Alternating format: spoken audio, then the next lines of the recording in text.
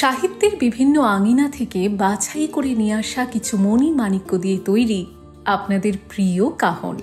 High, আমি অপরূপা। আর আজ কাহনে আপনি শুনবেন অনিল ভৌমিকের ফ্রান্সিস সিরিজের কাহিনী মণি-মাণিক্যের জাহাজ, অন্তিম পর্ব। প্রথম পর্ব যারা শোনেননি বা মিস করেছেন তারা এক্ষুনি চলে যান ডেসক্রিপশনের শুরুতে অথবা পিন্ড কমেন্টে। গল্পটা যদি আপনাদের ভালো লাগে তাহলে গল্পতে একটা লাইক এবং কাহনে সাবস্ক্রাইব করে আমাদের সাপোর্ট করবেন কাইন্ডলি।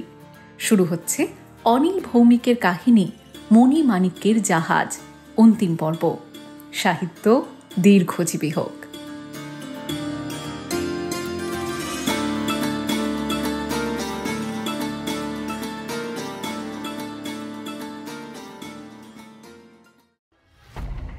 দলনেতা এবার টেবিলের ধারে কাঠের থালা ছিটানো খাবার দেখতে পেল।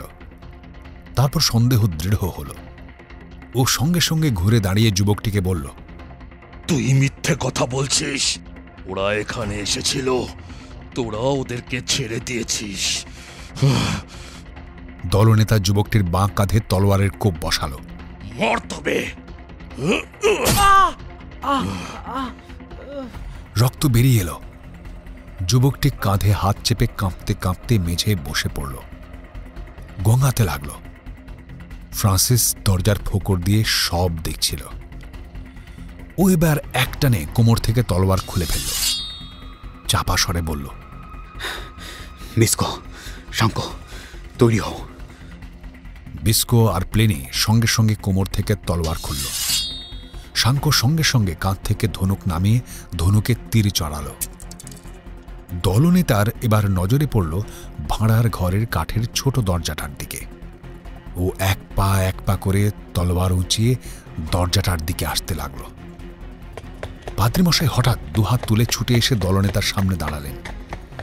কান্না ভেজায় গলায় বলে উঠলেন, না না না। দলনেতা এক মুহূর্ত থমকে দাঁড়াল। তারপর বিদ্যুৎ বেগে তলোয়ার বসিয়ে দিল পাদ্রীমশাইয়ের বুকে।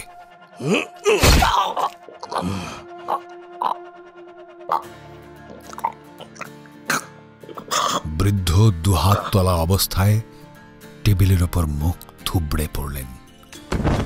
তারপর গড়িয়ে মেঝে পড়ে গেলেন। ফ্রান্সিস চিৎকার করে উঠল, লড়াই! তারপর পায়ের এক লাথিতে দরজা খুলে ছুটে গিয়ে দলনেতার ওপর ঝাঁপিয়ে পড়ল। দলনেতা এত হঠাৎ আক্রান্ত হবে স্বপ্নেও ভাবেনি। ও কোনো রকমে ফ্রান্সিসের তলোয়ারের মার ঠেকাল। তারপরই শুরু হলো দুজনের তলোয়ারের লড়াই।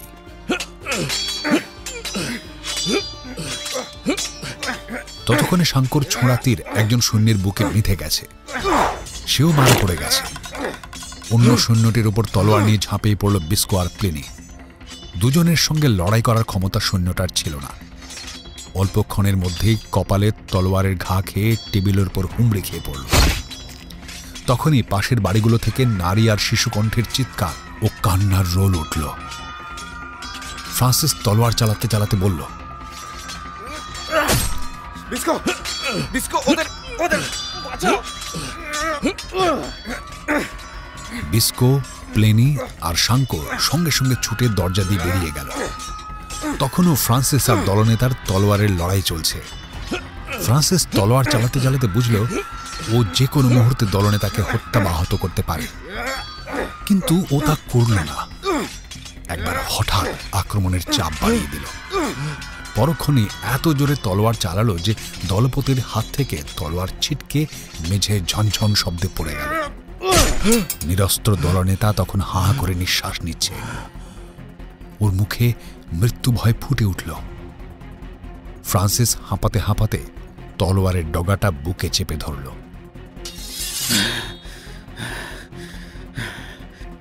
বলল,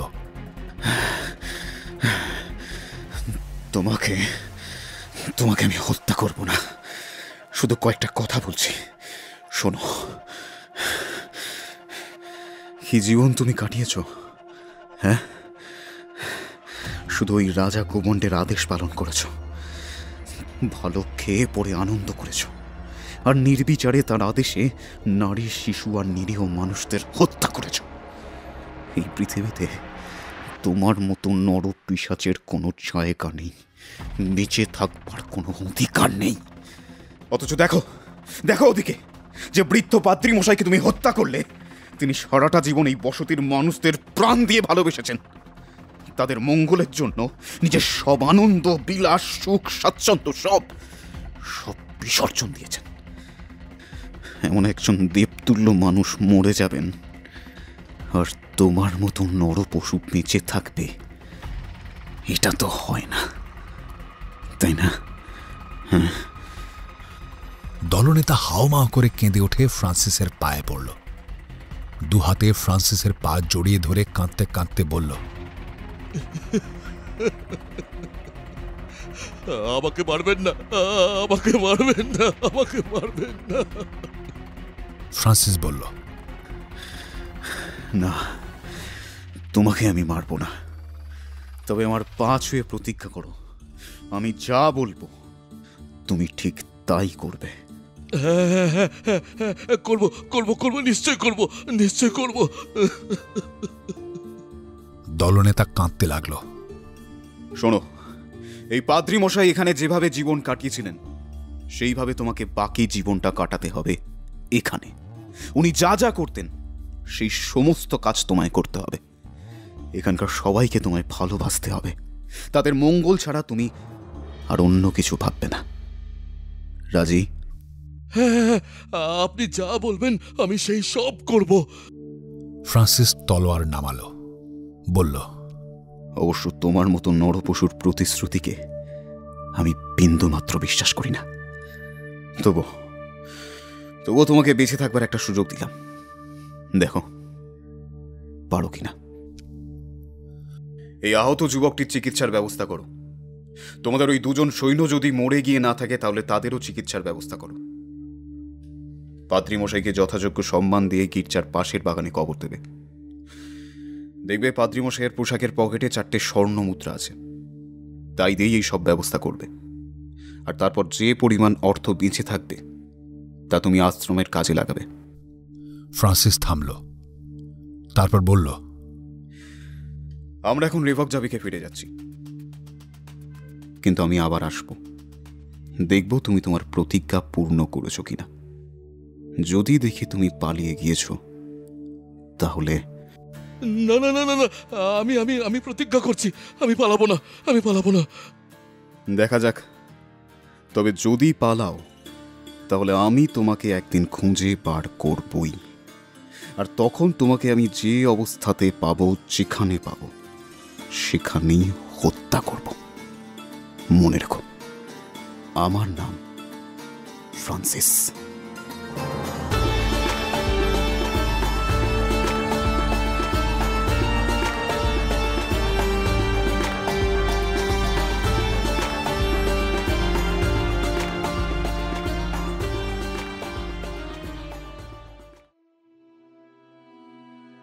ফ্রান্সিস এগিয়ে এসে পাদ্রী মশাইয়ের মৃতদেহের কাছে হাঁটু গেড়ে বসল। দু হাতে মৃতদেহের ডান হাতটা তুলে নিল, শ্রদ্ধার সঙ্গে চুম্বন করল, আস্তে আস্তে হাতটা নামিয়ে রাখল, তারপর উঠে দাঁড়াল। ফ্রান্সিসের চোখ দুটো জলে ভরে উঠল। জামার হাতায় চোখ মুছে বিস্কুটের দিকে তাকাল, কান্না ভেজা গলায় বলল, চলো। সবার আগে ফ্রান্সিস, পেছনে বিস্কো, শাঙ্কো ও প্লিনি ঘর থেকে বাইরে বেরিয়ে এলো। ঘরের গরম থেকে বাইরে বেরোতেই শীতার্ত হাওয়া ছুটে এলো। ফ্রান্সিসের শরীরটা কেঁপে উঠল। গাছে বাঁধা ঘোড়াগুলোর কাছে ওরা এলো। ঘোড়ায় চড়ল সবাই। ঘোড়া ছোটালো রেভকজাবিকের দিকে। সবার আগে প্লিনি পথ দেখিয়ে ঘোড়ায় চলে চলল। ফ্রান্সিসরা ঘোড়া ছুটিয়ে চলল রেভকজাবেকের উদ্দেশ্যে। চারিদিকের সাদাটে কুয়াশা ঘন হতে শুরু করল।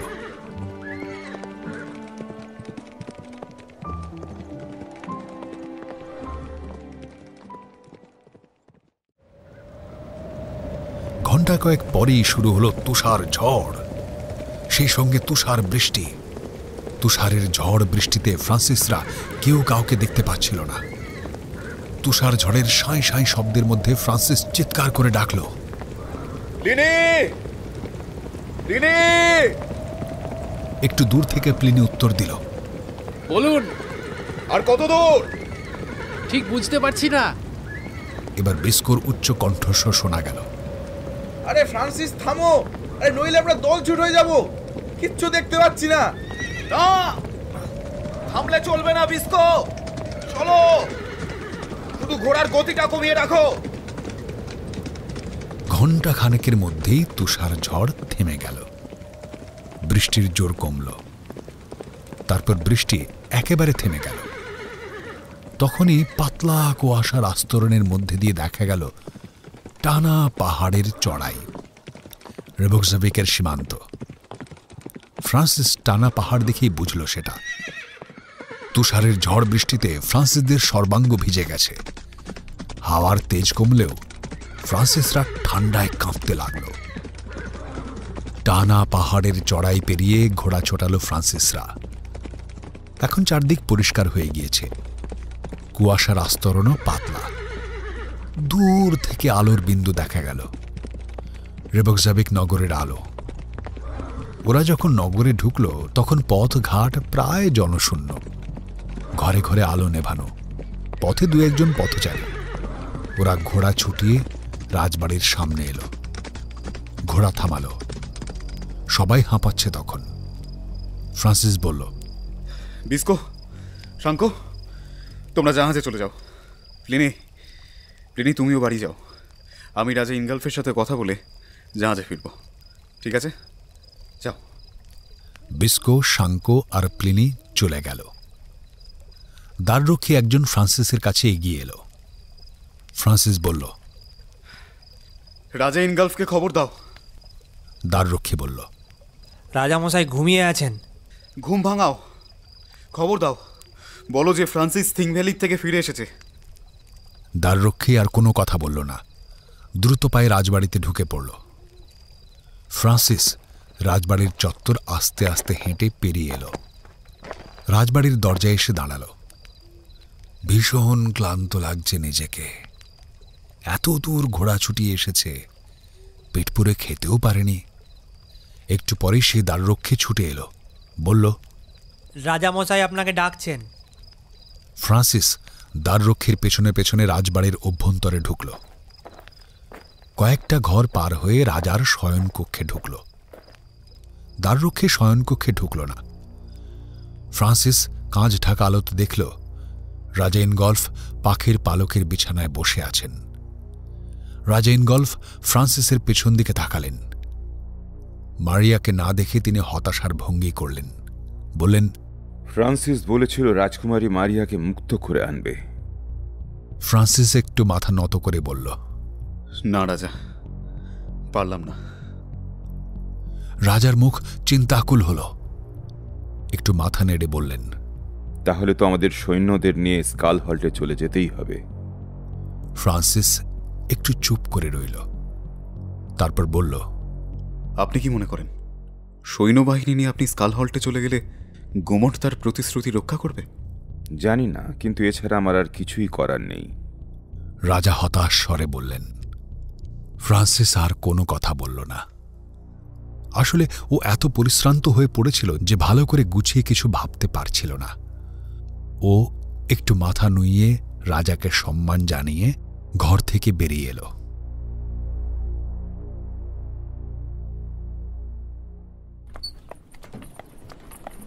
ফ্রান্সিস বন্দরে এলো ঘোড়ায় চড়ে। অনেক চিন্তা ওর মাথায়। জাহাজে উঠতেই বন্ধুরা ওকে ঘিরে ধরল। বিস্কো, শাঙ্কোর কাছে সবই শুনেছে ওরা। ফ্রান্সিসের অভিযান ব্যর্থ। মারিয়াকে ওরা মুক্ত করে আনতে পারেনি। ফ্রান্সিস বন্ধুদের মুখের দিকে তাকিয়ে আস্তে আস্তে বলল, সবই শুনেছ তোমরা। আমি খুবই পরিশ্রান্ত। আজ এখন একটু কিছু খেয়ে বিশ্রাম করব। তবে হ্যাঁ, একটা কথা জেনে রেখো, মারিয়াকে আমি মুক্ত করে আনবই, সেটা আজ হোক বা কাল। ফ্রান্সিস আস্তে আস্তে ওর কেবিন ঘরে চলে গেল। খাওয়া দাওয়া শেষ করে প্রায় ঘন্টা 4 ঘুমল। এর মধ্যে হ্যারি বার দুয়েক ফ্রান্সিসকে দেখে গেছে। ও ফ্রান্সিসের ঘুম ভাঙায়নি। অবশেষে ফ্রান্সিসের ঘুম ভাঙল, কিন্তু সে শুয়েই রইল। ভাবতে লাগলো এর পরেই কি করবে। হ্যারি কেবিন ঘরে ঢুকল। কোনো কথা না বলে ফ্রান্সিসের পাশে বিছানায় বসল।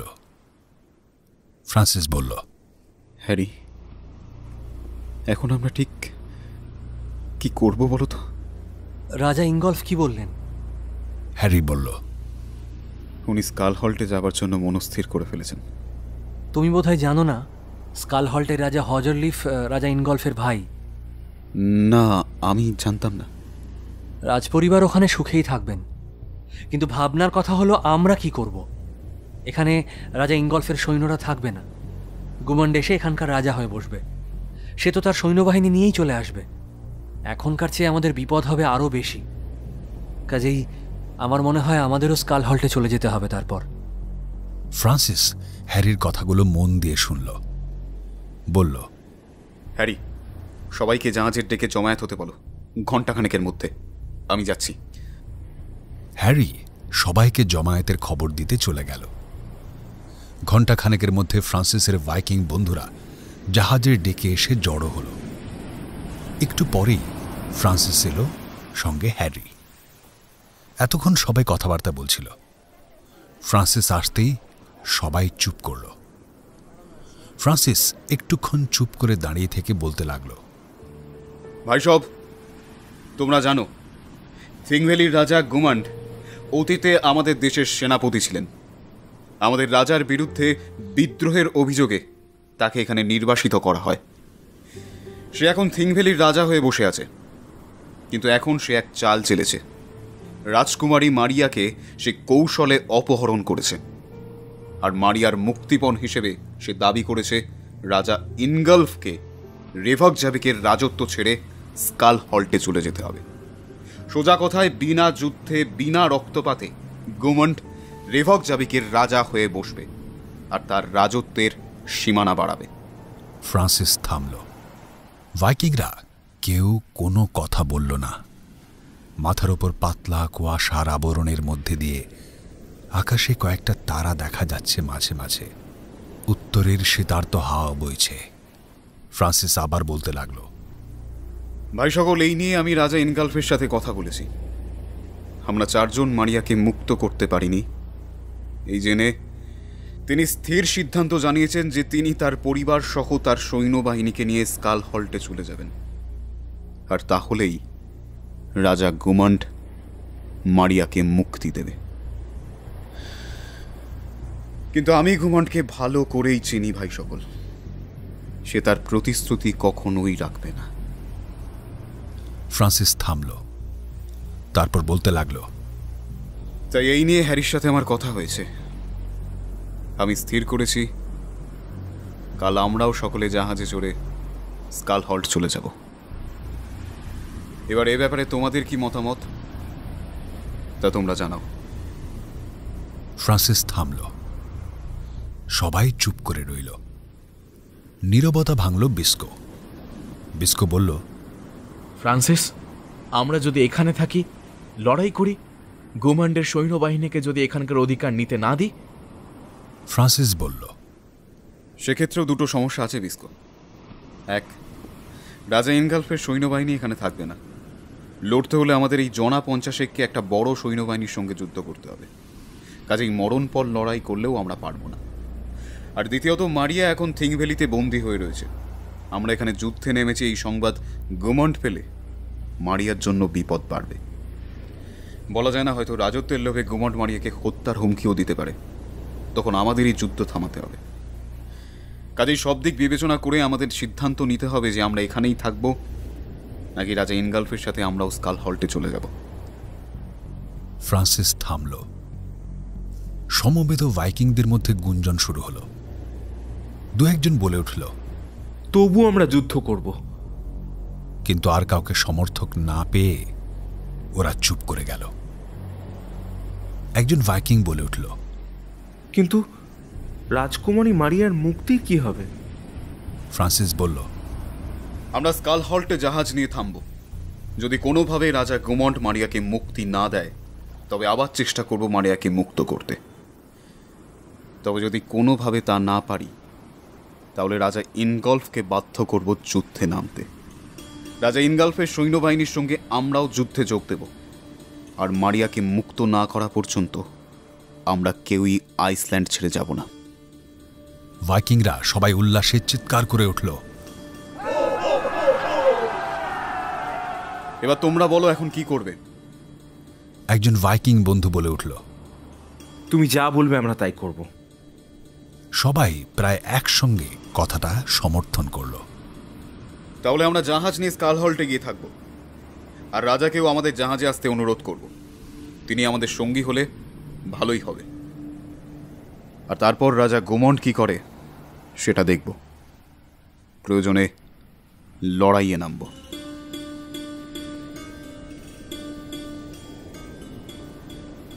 সভা ভেঙে গেল। ভাইকিংরা কথা বলতে বলতে নিজেদের কেবিনে চলে গেল। ফ্রান্সিস আর হ্যারিও নিজেদের কেবিনে চলে এলো। ফ্রান্সিস বিছানায় আজ শোয়া হয়ে ভাবতে লাগল এবার কি করবে। বন্ধুদের মতামত জানা গেল, এবার রাজা ইনগলফের সঙ্গে একবার দেখা করতে হবে।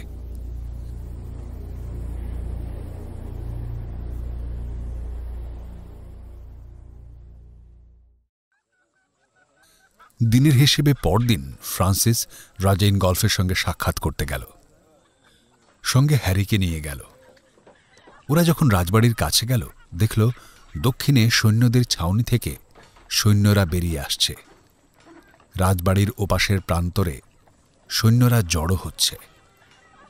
এরা পদাতিক সৈন্য। রাজবাড়ির সামনের বিরাট চত্বরে জড়ো হচ্ছে অশ্বারোহী সৈন্যরা। চারিদিকে সাজো সাজো রব, সবাই ব্যস্ত। বোঝাই যাচ্ছে রাজার আদেশে সৈন্যরা স্কাল হল্টে যাওয়ার জন্য তৈরি হচ্ছে। দ্বাররক্ষীকে দিয়ে রাজাকে সংবাদ পাঠিয়ে ওরা দুজনে মন্ত্রণা কক্ষে ঢুকল। পাথরের টেবিলের চারপাশে রাখা বাঁধানো পায়াওয়ালা ওক কাঠের চেয়ারে বসল। তখনই সেনাপতি কক্ষে ঢুকল। সেনাপতিও বসল। একটু পরে রাজা ইনগলফ কক্ষে প্রবেশ করলেন। সকলে উঠে দাঁড়িয়ে সম্মান জানাল। রাজা তাঁর নির্দিষ্ট চেয়ারে বসলেন। রাজার মুখ দেখেই ফ্রান্সিস বুঝল রাজা খুবই চিন্তান্বিত। নিজের রাজত্ব ছেড়ে চলে যেতে হচ্ছে। চিরশত্রু গুমন্ড তার প্রতিশ্রুতি রাখবে কিনা, মারিয়াকে মুক্তি দেবে কিনা, এসব চিন্তা তো রাজার হবেই। প্রথমে রাজা সেনাপতিকে জিজ্ঞেস করলেন, আপনার সব ব্যবস্থা হয়ে গেছে? সৈন্যদলের জমায়েত এতক্ষণে হয়ে গেছে, এবার শুধু আপনার অনুমতি। আপনি সৈন্যবাহিনী নিয়ে স্কাল হল্টের উদ্দেশ্যে যাত্রা শুরু করুন। পথে কোথাও যদি রাজা গুমন্ডের সৈন্যদের মুখোমুখি পড়ে যান, সংযত থাকবেন। অযথা সংঘর্ষ আর রক্তপাত আমি পছন্দ করি না, এটা আপনি জানেন। সেনাপতি উঠে দাঁড়াল। মাথা নিচু করে সম্মান জানিয়ে বলল, জানি মহামান্য রাজা। সেনাপতি চলে গেল। এবার ফ্রান্সিস বলল, মহামান্য রাজা, আপনি কখন যাবেন? ঘন্টা কয়েক পরেই। যদি কিছু মনে না করেন তাহলে একটা অনুরোধ জানাই। বলো। আমরা তো আমাদের জাহাজ চালিয়ে স্কাল হল্টে যাচ্ছি, তাই যদি আপনারা আমাদের জাহাজে চড়ে যান তাহলে তাহলে আমরা নিজেদেরকে ভাগ্যবান বলে মনে করব। রাজা ইনগলফ কিছুক্ষণ মাথা নিচু করে ভাবলেন। তারপর মাথা তুলে বললেন, হ্যাঁ, তা যাওয়া যেতে পারে, কিন্তু তোমাদের কোনো অসুবিধা হবে না তো? তাহলে শোনো, আমি ঘন্টা 5-এর মধ্যে তোমাদের জাহাজে যাব। ফ্রান্সিস ও হ্যারি উঠে দাঁড়ালো। মাথা নুইয়ে সম্মান জানিয়ে ফ্রান্সিস বলল, বেশ, আমরা এক্ষুনি সব ব্যবস্থা করছি।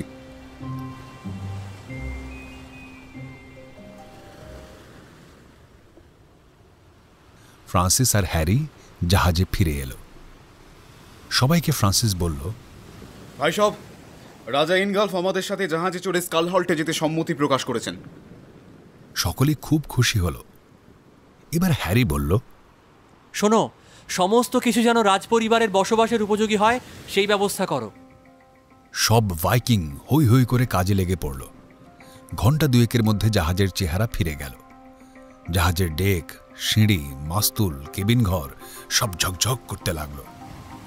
এমনিতেই জাহাজটা ছিল নতুন আর খুব ভালো, কাজে ভাইকিংদের খুব খাটতে হলো না। রাজপরিবারে থাকার জন্য কেবিন ঘরটাও খুব পরিষ্কার পরিচ্ছন্ন করা হলো। মোটা মোটা কম্বলের বিছানা, পরিষ্কার বিছানার ঢাকনা, পরিচ্ছন্ন বালিশ সব ব্যবস্থা করা হলো। এবার রাজপরিবারের আসার জন্য প্রতীক্ষা। ঠিক সময় মতোই রাজার মাথা খোলা গাড়ি এলো। ফ্রান্সিস আর হ্যারি বেশ ভালো পোশাক পরে জাহাজ ঘাটে দাঁড়িয়েছিল। রাজার গাড়ি এসে থামতেই ফ্রান্সিস আর হ্যারি এগিয়ে এলো, মাথা নুইয়ে সম্মান জানালো। রাজা, রানী, রাজপুত্র গাড়ি থেকে নেমে এলেন।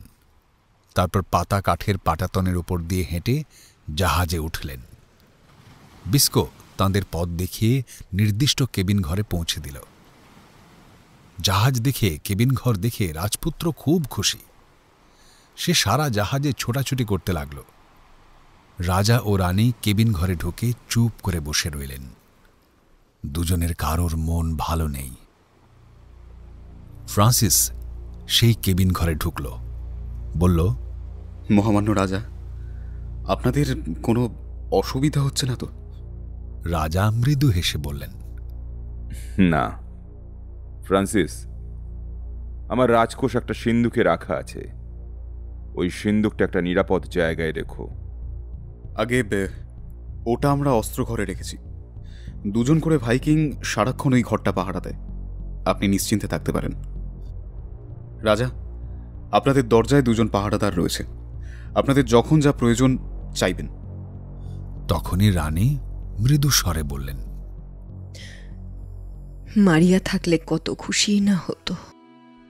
কথাটা শুনে ফ্রান্সিসও দুঃখ পেল। বন্দিনী মারিয়ার কথা তখনই মনে পড়ল। ও বলল, মহামাননীয়া, আপনি যে মারিয়াকে সত্যিই ভালোবাসেন এটা আপনার কথা থেকেই প্রমাণিত হলো। আপনাকে অনেক অনেক ধন্যবাদ। কথাটা বলে ফ্রান্সিস মাথা নুইয়ে সম্মান জানিয়ে চলে এলো। জাহাজ চলেছে। রাজা ও রানী নিজেদের কেবিন ঘর থেকে বড় একটা বেরোন না। সারাদিন কেবিন ঘরেই থাকেন। দুজনেরই মন খারাপ। মারিয়া এখনো মুক্তি পেল না। রাজা ইনগলফ ভাবেন, মারিয়ার যদি কোনো বিপদ হয় তাহলে ভাইকিংদের রাজার কাছে কি জবাবদিহি করবেন? রাজা গুমন্ডের সঙ্গে লড়াইয়ে নামব? এই চিন্তাটাও রাজা ইনগলফের মাথায় মাঝে মাঝে আসে, কিন্তু তিনি রক্তক্ষয় চান না। এর আগে রাজা গুমন্ড দুবার তাঁর রাজ্য আক্রমণ করেছিল বলেই তিনি যুদ্ধ করতে বাধ্য হয়েছিলেন। দুবারই রাজা গুমন্ড হেরে গেছে।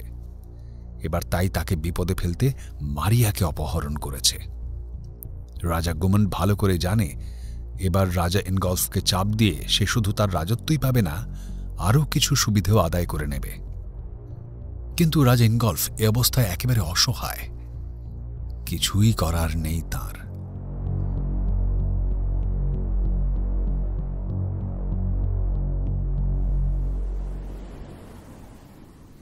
দিনের হিসেবে 2 দিন পর সাদাটে ধোঁয়া কুয়াশার মধ্যে স্কালহল্ট বন্দরের অস্পষ্ট আলো দেখা গেল।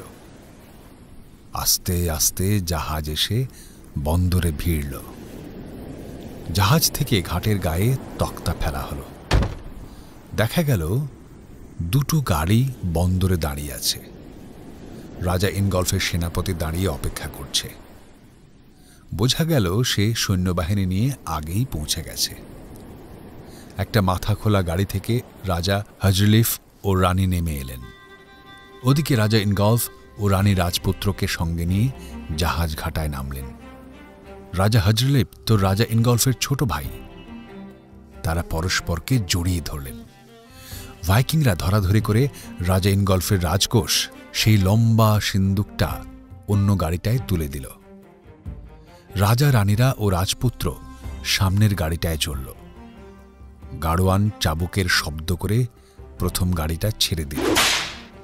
পরের গাড়িটিও ওটার পেছনে পেছনে চলল। গাড়ি রাজবাড়িতে ঢুকল। রাজা হজরলিফের বাড়ি তেমন বড় না, তবে মোটামুটি সাজানো গোছানো। রাজবাড়ির অন্তঃপুরে প্রবেশ করলেন সবাই। রাজা ইনগলফ একটু বিশ্রাম নিলেন। তারপর মোমবাতির আলোর সামনে বসে মোটা পার্চমেন্ট কাগজে রাজা গুমন্ডকে চিঠি লিখতে বসলেন। লিখলেন, আমি প্রতিশ্রুতি মতো সৈন্যবাহিনী নিয়ে স্কালহল্টে চলে এসেছি। এবার আপনার প্রতিশ্রুতি মতো রাজকুমারী মারিয়াকে মুক্তি দিয়ে প্রেরিত দূতের সঙ্গে এখানে পাঠিয়ে দিন। রাজা ইনগলফ তাঁর সেনাপতিকে ডেকে পাঠালেন। চিঠি থিংভ্যালিতে পৌঁছে দিতে বললেন। সেনাপতি চিঠি এনে প্লিনিকে খবর দিল। প্লিনি এলে তাকেই চিঠি পৌঁছে দেবার দায়িত্ব দিল। প্লিনি তখনই ঘোড়ায় চড়ে রওনা হল থিংভ্যালির উদ্দেশ্যে।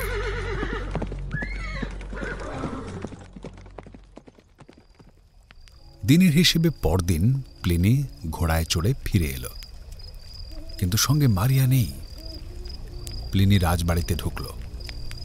রাজা ইনগলফকে একজন রক্ষী খবর দিতে গেল। রাজা ইনগলফ বেশ ব্যস্ত হয়ে বাইরের ছোট ঘরটায় ঢুকলেন। প্লিনি মাথা নুইয়ে সম্মান জানিয়ে বলল, রাজা গুমন্ড কোনো চিঠি দেননি। আপনাকে জানাতে বলেছেন যে তিনি রেভাকজাভিক যাবেন, নতুন রাজ্যের অধিকার বুঝে নেবেন, তারপর আপনাকে চিঠি দেবেন। ততদিন পর্যন্ত মারিয়াকে বন্দী থাকতে হবে। রাজা ইনগলফ মাথা নিচু করে একটুক্ষণ ভাবলেন। তারপর মাথা তুলে বললেন, ঠিক আছে, তুমি যাও, ফ্রান্সিসকে সংবাদটা দিয়ে যেও। প্লিনি জাহাজে উঠে ফ্রান্সিসের সঙ্গে দেখা করল, সব কথা বলল। পাশে হ্যারিও ছিল। সব শুনে ফ্রান্সিস বলল, বুঝলে হ্যারি, আমি এই আশঙ্কাটাই করছিলাম। রাজা গুমন্ড দাও মারার এই সুযোগ কখনোই ছেড়ে দেবে না। মারিয়ার মুক্তির বিনিময়ে ও অনেক কিছু চাইবে। তাহলে এখন কি করবে? কিচ্ছু করার নেই, এখন শুধু অপেক্ষা করে থাকা। প্লিনি বলল, রাজা গুমন্ডের কাছে আমাদের রাজার দূত হয়ে এর আগেও আমি গেছি। কথা বলে দেখেছি, অত্যন্ত ধুরন্ধর লোক। সব সময় প্যাঁচ কষছে কি করে আমাদের রাজাকে বিপদে ফেলা যায়। যা বুঝতে পারছি, গুমন্ডের বিরুদ্ধে রাজা ইনগলফকে কিছুতেই যুদ্ধে নামাতে পারবো না। কাজেই শেষ পর্যন্ত আবার আমাদের কি অভিযানে বেরোতে হবে মারিয়াকে মুক্ত করবার জন্য। প্লিনি, তুমি তৈরি থেকো। নিশ্চয়ই। তারপর প্লিনি চলে গেল। দিনের হিসেবে কয়েকদিন পরেই প্লিনি সংবাদ নিয়ে ফ্রান্সিসদের কাছে এলো। রাজা গুমন্ড তার সৈন্যবাহিনী নিয়ে রেভাকজাভিকের দখল করেছে। তারপরে সমস্ত ধনাঢ্য ব্যক্তিদের বাড়ি বাড়ি হানা দিয়ে সৈন্যদের ঢালাও হুকুম দিয়েছে। সৈন্যরাও অবাধে ধনাঢ্য ব্যক্তিদের বাড়ি হানা দিয়ে স্বর্ণ মুদ্রা, দামি পাথর, গয়নাগাটি এসব লুট করছে। কেউ বাধা দিতে এলে বা প্রতিবাদ করলে নির্দ্বিধায় হত্যা করছে। সাধারণ মানুষদের উপরও সৈন্যরা নির্বিবাদে অত্যাচার উৎপীড়ন চালাচ্ছে। আমি জানতাম এটাই হবে। আর এখানেই শেষ নয়। তিনি দেখো, গুমন্ড আরো স্বর্ণ মুদ্রা দাবি করবে, কিন্তু আমাদের কিচ্ছু করবার নেই।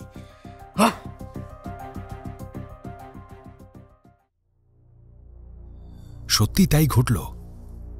রাজা গুমন্ডের কাছ থেকে চিঠি নিয়ে দুজন দ্রুত এলো রাজা ইনগলফের কাছে। রাজা গুমন্ড লিখেছে, আপনি রাজকোষ স্কালহল্টে নিয়ে গেছেন। ওই রাজকোষ প্রেরিত দূতদের দিয়ে এখানে পাঠিয়ে দেবেন। রাজকোষ পেলেই রাজকুমারী মারিয়ার মুক্তির কথা বিবেচনা করা হবে।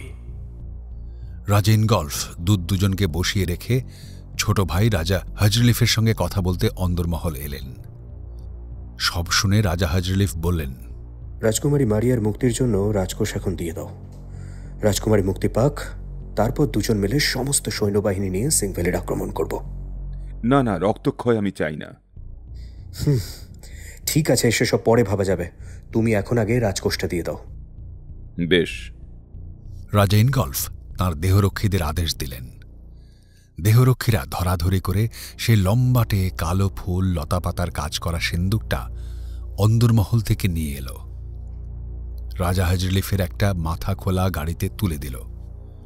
রাজা গুমন্ডের দুজনের একজন গাড়িতে বসে রইল, অন্যজন গাড়ি চালাল রিভাকজাবেকের উদ্দেশ্যে। ফ্রান্সিসরা প্লিনির কাছ থেকে এই সংবাদ পেল। ফ্রান্সিস পাশে বসা হ্যারির মুখের দিকে একবার তাকালো, কিন্তু কোনো কথা বলল না। ভাইকিং বন্ধুরাও শুনল এই সংবাদ। তারা এসে ফ্রান্সিসকে বারবার বলতে লাগল, ফ্রান্সিস, যুদ্ধ ছাড়া রাজকুমারী মারিয়াকে মুক্ত করা যাবে না। তুমি রাজা ইনগল্ফকে বলো আমরা যুদ্ধের জন্য প্রস্তুত। ফ্রান্সিস মাথা নাড়ল, বলল, না, উপায় নেই। আমাদের হাত পা বাঁধা। মারিয়ার বাঁচা মরা এখন রাজা কুমন্ডের হাতের মুঠোয়। আমরা নিরুপায়। হ্যারিও ভাইকিং বন্ধুদের একই কথা বুঝিয়ে বলল। বন্ধুরা রাগে ফুঁসে উঠল, কিন্তু নিজেদের অসহায়তার কথা ভেবে চুপ করে রইল। আইসল্যান্ডে তো এখন শুধুই রাত, দিন বলে কিছু নেই। কাজেই দিন রাতের মোট হিসেবে কয়েকদিন পরেই প্লিনি এসে খবর দিল, রাজা গুমন্ড রেভাকজাবিকে লুট করা ধনসম্পদ আর রাজকোষ নিয়ে থিংভ্যালিডে ফিরে গেছে। রেভাকজাবিকে রাজা এখন সেনাপতির অধীনে। তার হুকুমে রেভাকজাবিকে অত্যাচার নিপীড়ন চলছে। দিন কয়েক পরে থিংভ্যালির থেকে রাজা গুমন্ডের একজন দূত এলো, সঙ্গে রাজা ইনগল্ফকে লেখা গুমন্ডের চিঠি। চিঠিতে গুমন্ড লিখেছে, আপনার রাজকোষ পেয়েছি। এবার আপনার বন্ধু ভাইকিংদের রাজাকে বলুন যেন উনি সোনার ঘণ্টা তার জাদুঘর থেকে বের করে আমাকে দিয়ে দেন, কারণ সোনার ঘণ্টা আমারই প্রাপ্য। তাহলেই তার মেয়ে মুক্তি পাবে, নইলে মুক্তির কোনো আশা নেই। রাজা ইনগল্ফ সমস্যায় পড়লেন। ব্যাপারটা এত দূর গড়াবে তিনি স্বপ্নেও ভাবেননি। অন্দরমহলে এলেন। ছোট ভাই রাজা হাজরিলিফকে সব জানিয়ে বললেন এখন কি করবেন তিনি। দুজনই সমস্যাটা নিয়ে ভাবলেন, কথা বললেন। তারপর রাজা হাজরিলিফ বললেন, দাদা, তুমি চিঠি দাও, লেখো যে ভাইকিংদের রাজাকে সব জানিয়ে চিঠি দিচ্ছে। রাজা ইনগল্ফ দূতের হাত দিয়ে একটা চিঠি পাঠালেন। লিখলেন, আপনার দাবি জানলাম। আমি সবকিছু জানিয়ে একটা চিঠি দূত মারফত ভাইকিংদের রাজাকে জানাচ্ছি। মনে হয় মেয়ের মুক্তিপণের এই দাবি তিনি মেনে নেবেন। এজন্য কিছু সময় যাবে। এর মধ্যে রাজকুমারীর যেন কোনো ক্ষতি না হয়। দূত চিঠি নিয়ে চলে গেল। ফ্রান্সিসদের জাহাজে এসে প্লিনি সব সংবাদ ফ্রান্সিসকে জানাল। ফ্রান্সিস বিছানায় বসেছিল। সব শুনে হ্যারিকে ডেকে বলল, হ্যারি, চলো, রাজা ইনগল্ফের সাথে দেখা করব। একটু পরেই রক্ষী ওদের মন্ত্রণা কক্ষে নিয়ে এলো। গদি আঁটা চেয়ারে ওরা বসল।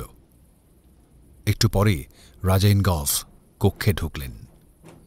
তিনজনেই উঠে দাঁড়িয়ে রাজাকে সম্মান জানাল। রাজা ইনগল্ফ হাতের ইঙ্গিত ওদের বসতে বললেন। বসল ওরা।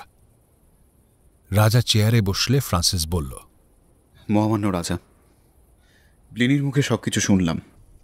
তোমাদের রাজার মতামত জানবার জন্যই আমাকে সময় চাইতে হলো। বেশ চিন্তা ভারাক্রান্ত দেখা গেল রাজাকে। আপনি সময় চেয়ে ভালোই করেছেন। এতে আমাদের কাজের সুবিধা হলো। কোন কাজের কথা বলছো? আমরা কয়েকজন মিলে আবার থিংভ্যালি যাব। আর এবার যে করেই হোক মারিয়াকে মুক্ত করে নিয়ে আসব। রাজা ইনগল্ফ মাথা নিচু করে কিছুক্ষণ ভাবলেন, মাথা তুলে বললেন, ফ্রান্সিস, তুমি যথেষ্ট সাহসী, বুদ্ধিমান। তোমাকে কিছু বলার নেই, কিন্তু এভাবে বিপদের মুখে এগিয়ে যাওয়া, যদি তোমাদের কিছু হয়।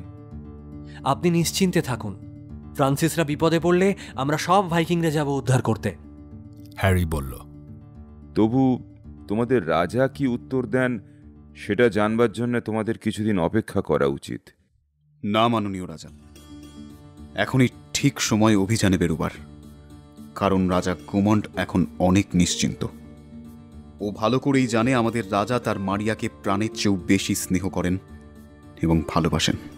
সুতরাং আমাদের রাজা নিশ্চয়ই কন্যার জীবনের বিনিময়ে সোনার ঘণ্টাটা দিয়ে দিতে ইতস্তত বোধ করবেন না। কাজী রাজা গুমন্ড এখন মারিয়াকে পাহারা দেবার ব্যাপারে একটু ঢিলে দেবেন। আর আমরা যে আবার হানা দিতে পারি মারিয়াকে মুক্ত করবার জন্য, এটা সে ভাবতেও পারবে না। তাই এই সুযোগ হাতছাড়া করা চলবে না। রাজা ইনগল্ফ কিছুক্ষণ ভাবলেন, তারপর উঠে দাঁড়ালেন, বললেন, বেশ, দেখো চেষ্টা করে। ফ্রান্সিসরা উঠে দাঁড়াল, মাথা নুইয়ে সম্মান জানিয়ে ওরা চলে এলো। সেই দিন জাহাজে ফিরেই ফ্রান্সিস, হ্যারি, বিস্কো, শাঙ্কো আর প্লিনিকে নিয়ে আলোচনায় বসল। কিভাবে অভিযান চালানো হবে, বিপদের হাত থেকে বাঁচতে কি কি ব্যবস্থা নেওয়া হবে, এইসব নিয়ে আলোচনা হল। দিনের হিসেবে পরদিনই ফ্রান্সিস, বিস্কো, শাঙ্কো, প্লিনি ঘোড়ার পিঠে চড়ে যাত্রা শুরু করল ফিংভেলিরের উদ্দেশ্যে। পথ দেখিয়ে নিয়ে চলল প্লিনি।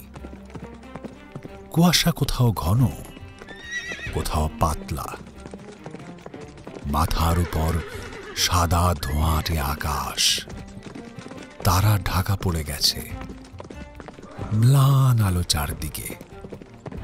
সেই আলোয় পথ দেখে ওরা ঘোড়া ছোটাল। ঘন্টা 10-12 কাটল।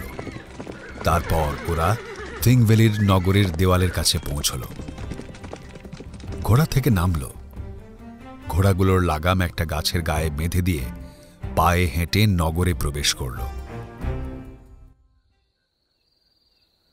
দেখল কোনো বাড়িতে আলো জ্বলছে না, তার মানে সবাই ঘুমুচ্ছে। পথে এখানে ওখানে পাথরের দেওয়ালে জ্বলন্ত মশাল। এ পথ সে পথ ঘুরে দেয়ালের আড়ালে প্লিনি ওদের রাজবাড়ির পেছনে নিয়ে এলো। এখানেই দেওয়ালের গায়ে আছে সে গোপন দরজাটা। চৌকোনো পাথরটা খুলল প্লিনি। খোঁদলে হাত বাড়িয়ে দেখল সেই কাঠের চাকাটা আছে।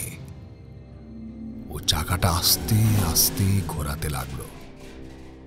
অস্পষ্ট গোঁ গোঁ শব্দ তুলে কাঠের দরজাটা খুলে গেল।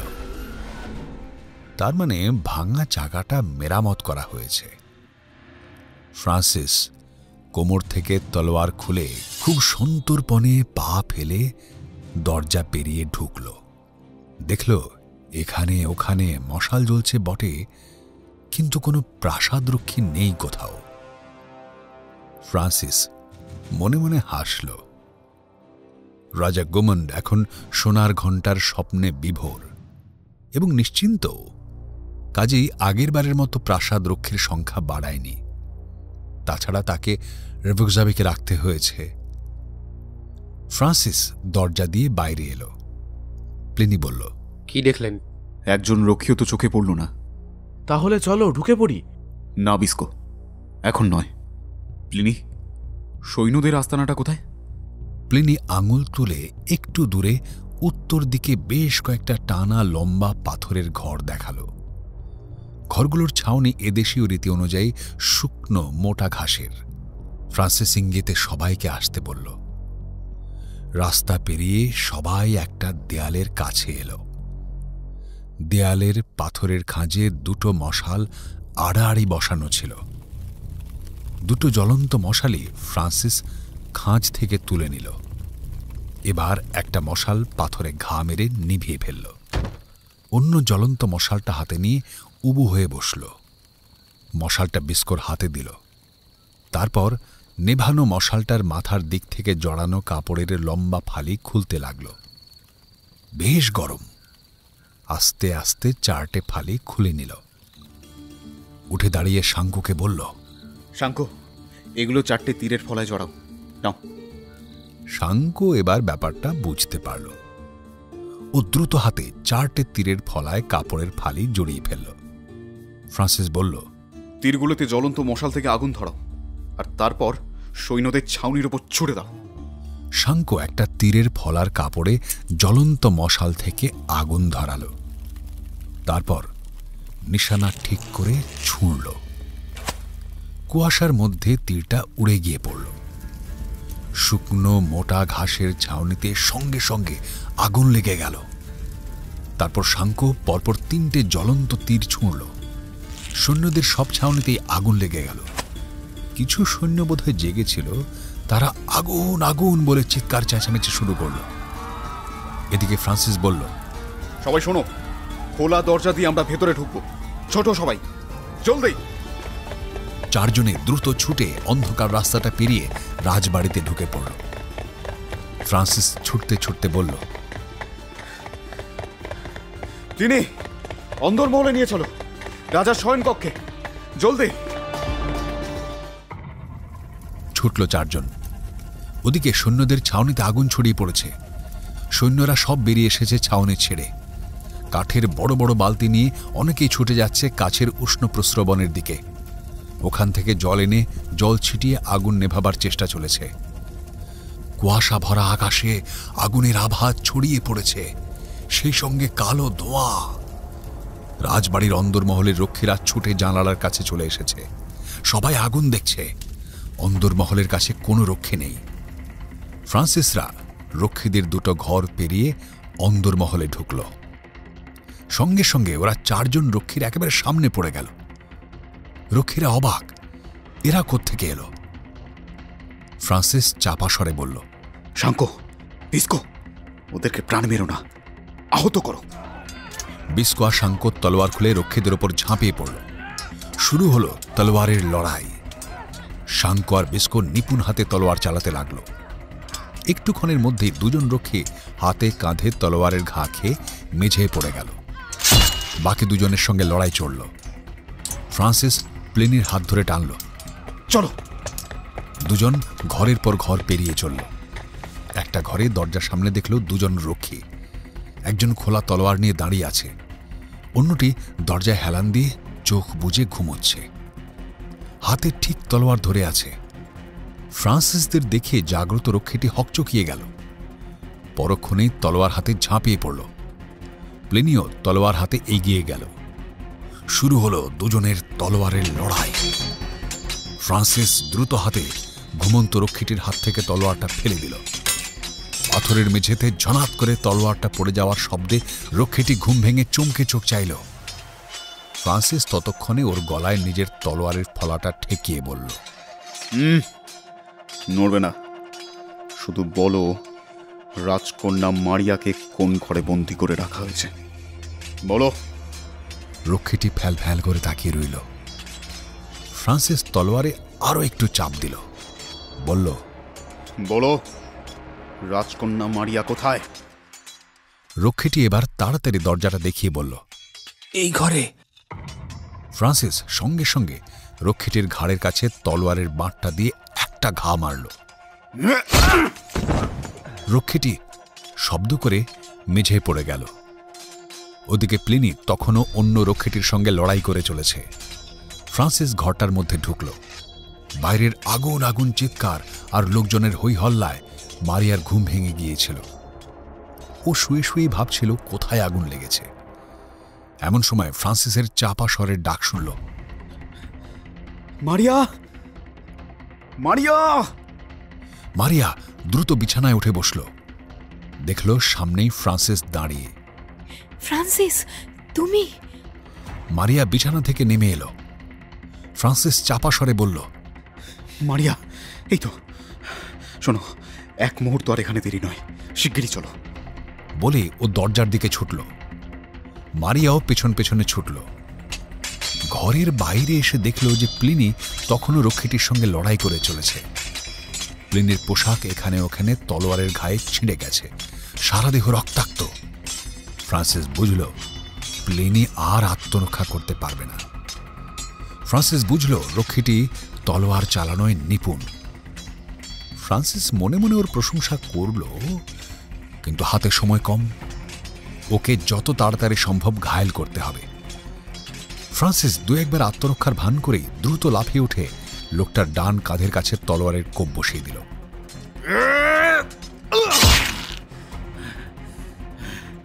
রক্ত বেরিয়ে এলো। লোকটার তলোয়ার ফেলে কাঁধ বা হাতে চেপে ধরল। ফ্রান্সিস হাঁপাতে হাঁপাতে রক্ষীটিকে বলল, আমাদেরকে রাজার শয়ন কক্ষে নিয়ে চলো, জলদি চলো। বলেই হাতের তলোয়ারটা রক্ষীটির পিঠে চেপে ধরল। রক্ষীটি একটা কাতর শব্দ করে এগিয়ে চলল। ফ্রান্সিসরা ওর পেছনে পেছনে চলল। আহত প্লিনিও চলল।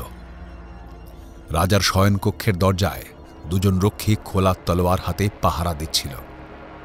ঝোলানো মোমবাতির আলোয় ফ্রান্সিসদের আসতে দেখে তলোয়ার উঁচিয়ে ছুটে এলো।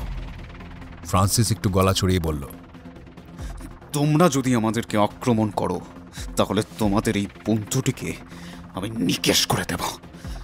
সাবধান, একটাও পা বাড়াবে না। রক্ষী দুজন থমকে দাঁড়ালো। এবার ভালোভাবে দেখল যে ফ্রান্সিস ওর তলোয়ারের ফলা রক্ষীটির পিঠে চেপে ধরেছে। রক্ষীটির কাঁধ থেকে রক্ত ঝরছে।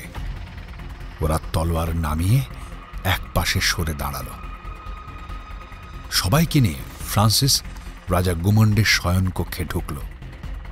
ও বিছানার দিকে তাকালো। রাজা গুমন্ড বিছানায় নেই। রাজা গুমন্ড কাঁচের কারুকার্য করা জানালার ধারে দাঁড়িয়েছিল। বাইরে তাকে আগুন দেখছিল। সৈন্য ও লোকজনের আগুন আগুন চিৎকার হই হল্লায় রাজার ঘুম ভেঙে গিয়েছিল। ওই জানালার কাছটা একটু অন্ধকার মতো। ফ্রান্সিস ঘরের চারদিকে তাকিয়েও বুঝতে পারল না রাজা কোথায় আছে। তখনই জানালার অন্ধকার জায়গাটি থেকে রাজা গুমন্ড গলা চড়িয়ে বলল, তোমরা কে? কি চাও তোমরা? ফ্রান্সিস এবার রাজা গুমন্ডকে দেখতে পেল। বলল, সেনাপতি মশাই, আপনার এখানে নির্বাসন হয়েছিল, আর এখন আপনি থিং ভ্যালির রাজা। রাজা তখনও ফ্রান্সিসকে চিনতে পারেননি। বলল, তুমি কে? ফ্রান্সিস আলোর কাছে এগিয়ে এলো। মহামান্য রাজা, এখন যদি নিরস্ত্র অবস্থায় আপনাকে আমি হত্যা করি তাহলে? এবার চিনতে পারছেন? ও ফ্রান্সিস। রাজা গুমন্ড মৃদু স্বরে বলল, হ্যাঁ, ফ্রান্সিস। সোনার ঘণ্টা আনতে যাবার সময় আমাদেরকে মৃত্যুর মুখে ঠেলে দিয়ে পালিয়েছিলেন। তাই এখন যদি এই নিরস্ত্র আপনাকে আমি হত্যা করি? রাজা গুমন্ড কোনো কথা না বলে মাথা নিচু করল। যাগে, ছাড়ুন।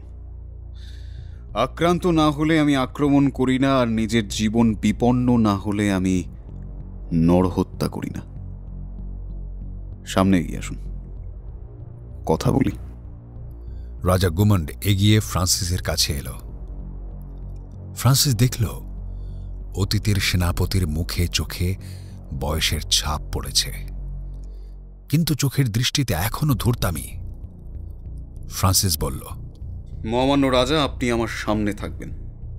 আপনার পিঠের তরোয়ালের ফলাটা আমি এইভাবে ঠেকিয়ে রাখব, আর তারপর আপনার নিরাপদে আপনার এই রাজবাড়ি থেকে বেরোব। আর একইভাবে আপনাকে আপনার গাড়িতে চড়িয়ে আমরা যাব রেভকজাভিক। তবে কোনো রকম কোনো চালাকি করলে আমি কিন্তু তৎক্ষণাৎই আপনাকে হত্যা করব, মনে থাকে যেন। কথাটা শেষ করেই ফ্রান্সিস এক লাফে রাজা গুমন্ডের পেছনে গিয়ে দাঁড়াল। রাজার পিঠে তলোয়ারের ফলা চেপে বলল, নিন, চলুন, কিন্তু হ্যাঁ, ধোঁকা দেবার চেষ্টা করবেন না। চলুন।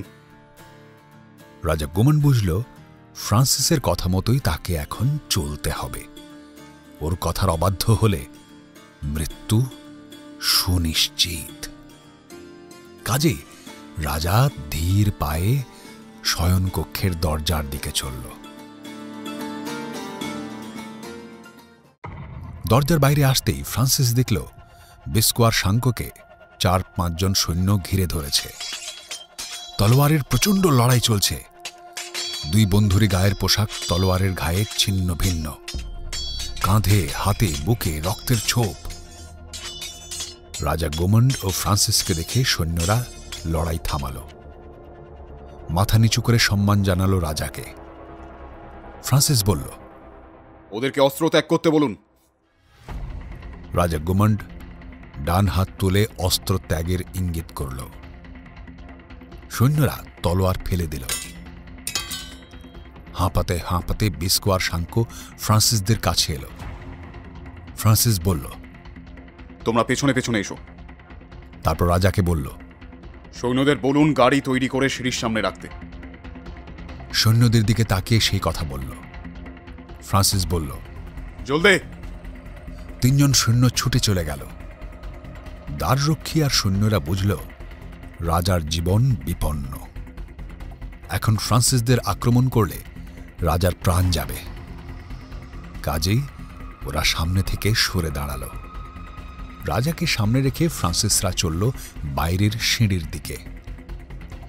বাইরে রাজবাড়ির সিঁড়ি দিয়ে নামতে নামতে ফ্রান্সিস দেখল রাজার ঘোড়ার গাড়ি দাঁড়িয়ে আছে। কালো কাঠে সোনালি লতাপাতার কাজ করা গাড়ি, গাড়ির দুদিকে বসার আসন, 4 ঘোড়ার খোলা গাড়ি। রাজাকে সামনে রেখে ফ্রান্সিসরা গাড়ির সামনে এসে দাঁড়াল। ফ্রান্সিস বলল, একটা আসনে মারিয়া বসবে, অন্যটায় আহত প্লিনিকে শুইয়ে ওর মাথা কোলে নিয়ে বিস্কো বসবে। রাজা গাড়িতে দাঁড়িয়েই থাকবে, আর তার পিছনে পিঠে তরোয়াল ঠেকিয়ে আমি দাঁড়িয়ে থাকব। শাঙ্কো, তীর ধনুক বাগিয়ে আমার পাশে দাঁড়িয়ে থেকো তুমি। চলো, এবার ওঠো সবাই। সবাই গাড়িতে উঠল। ফ্রান্সিসের নির্দেশ মতো সবাই যে যার জায়গা করে নিল। ফ্রান্সিস গলা চড়িয়ে কোচওয়ানকে বলল, স্কালহল্ট চলো, বেচাল করেছ তো তোমাকে শেষ করে দেব। গাড়ি চলল। রাজবাড়ির প্রধান দরজার সামনে তখন বেশ কিছু সৈন্য নগরবাসী ভিড় করে দাঁড়িয়ে আছে। ফ্রান্সিস রাজা গুমন্ডের পিঠে তলোয়ারের চাপ দিয়ে বলল, সৈন্যদেরকে বলুন কেউ যেন আমাদেরকে বাধা দেবার চেষ্টা না করে। রাজা গুমন্ড ডান হাত ওপরে তুলে সৈন্যদের লক্ষ্য করে সে কথা বলল। গাড়ি রাজবাড়ি থেকে বেরিয়ে রাস্তায় পড়ল। তারপর চলল স্কালহল্টের দিকে। পথের লোকজন নিঃশব্দে দাঁড়িয়ে এই ঘটনা দেখল। একসময় নগর শেষ হল, উন্মুক্ত প্রান্তর পড়ল। সেই প্রান্তরের টুকরো পাথর ছড়ানো রাস্তা দিয়ে গাড়ি ছুটল রেভকজাবেকের দিকে। আকাশ দিগন্তে অল্প আলো, সেই আলো প্রায় ঢাকা পড়ে গেছে নীলচে কুয়াশায়। রাস্তার এখানে ওখানে তুষার জমেছে। তার মধ্যে দিয়েই অল্প ঝাঁকুনি খেতে খেতে গাড়ি ছুটল।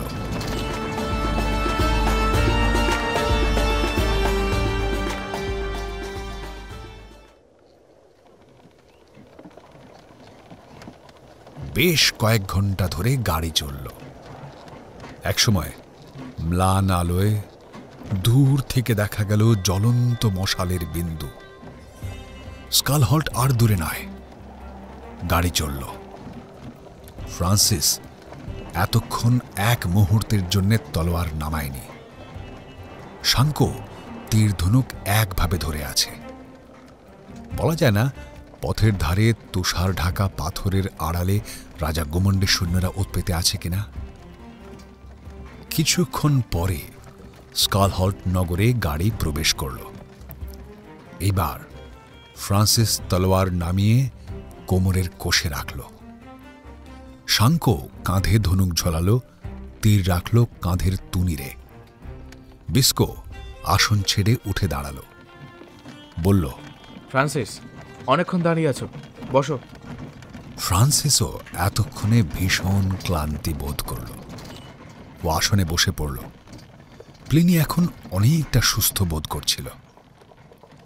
স্কালহল্ট নগরে বন্দরে তখন মানুষের কর্মচঞ্চল জীবন বয়ে চলেছে। দোকানে বাজারে নগরবাসীদের ভিড়। প্রায় সকলেই দেখল গাড়িতে দাঁড়িয়ে থাকা রাজা গুমন্ডকে। কিছুক্ষণের মধ্যেই চলন্ত গাড়ির পেছনে মানুষের জটলা ছুটে এলো। রাজবাড়ির সামনে যখন গাড়ি এলো তখন চারদিকে মানুষের ভিড়ে ছয়লাভ। সবাই ফ্রান্সিসদের দেখছে গাড়িতে আহত রাজা গুমন্ডকে, কিন্তু ওরা কেউই বুঝতে পারছে না ব্যাপারটা কি। রাজবাড়ির সদর দেউরি খোলাই ছিল। দ্বাররক্ষীরা পথ ছেড়ে দিল। গাড়ি রাজবাড়ির চত্বরে ঢুকল, থামল এসে সিঁড়ির সামনে। এর মধ্যে রাজবাড়ির অন্দরমহলে সংবাদ পৌঁছে গেছে যে ফ্রান্সিসরা মারিয়াকে মুক্ত করে রাজা গুমন্ডকে বন্দি করে নিয়ে এসেছে। ফ্রান্সিস একজন দ্বাররক্ষীকে ডেকে রাজামশাইকে আসার জন্য বলে পাঠাল। একটু পরেই রাজা ইনগলফ হন্তদন্ত হয়ে বেরিয়ে এলেন। উনি খবরটা প্রথমে বিশ্বাসই করতে পারেননি। বন্দি রাজা গুমন্ডকে দেখে তিনি আশ্চর্য হয়ে গেলেন। ফ্রান্সিস গাড়ি থেকে নেমে রাজা ইনগলফকে সম্মান জানিয়ে বলল, মহামান্য রাজা, মারিয়া এখন মুক্ত, আর রাজা গুমন্ডকেও আমরা বন্দি করে এনেছি। এবার আপনার এই চিরশত্রুর কী ব্যবস্থা করবেন তা আপনি করুন। রাজা বললেন, তোমরা ভেতরে আসবে না? না রাজা, আসলে আমরা খুবই পরিশ্রান্ত। আমাদের এখন বিশ্রামের প্রয়োজন। মারিয়াকে নিয়ে এই গাড়িতেই আমরা জাহাজে ফিরে যাব। তবে তিনি থাকবে, ওর চিকিৎসার প্রয়োজন। বেশ, রাজা ইনগলফ বললেন। তারপর রাজা গুমন্ডকে বললেন, আপনি নেমে আসুন, আপনার বিচার হবে। রাজা গুমন্ড কোনো কথা না বলে গাড়ি থেকে নেমে দাঁড়াল। প্লিনিও নামল। তারপর রাজা ইনগলফের পেছনে পেছনে রাজা গুমন্ড ও প্লিনি রাজপুরীতে প্রবেশ করল। ফ্রান্সিস কোচওয়ানকে গাড়ি জাহাজ ঘাটায় নিয়ে যেতে বলল। গাড়ি চলল জাহাজ ঘাটার দিকে।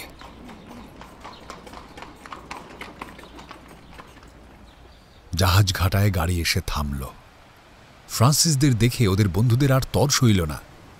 ওরা ছুটে জাহাজ থেকে পাটাতনের ওপর দিয়ে নেমে এলো। গাড়ি থেকে ফ্রান্সিস নামতেই হ্যারি ছুটে এসে ফ্রান্সিসকে জড়িয়ে ধরল। হ্যারির চোখে জল এলো। ফ্রান্সিস হ্যারির পিঠে মৃদু চাপড় দিতে দিতে বলল, হ্যারি হ্যারি হ্যারি, ঠিক আছে ঠিক আছে, ছেলে মানুষই করো না। তারপর হ্যারিকে ছেড়ে দিয়ে ভাইকিং বন্ধুদের দিকে তাকিয়ে হেসে বলল, সব বলবো। তার আগে সবাই মিলে জাহাজে চলো। গরম গরম ভেড়ার মাংস আর রুটির ব্যবস্থা করো, বড্ড খিদে পেয়েছে। দল বেঁধে সবাই জাহাজে উঠে এলো।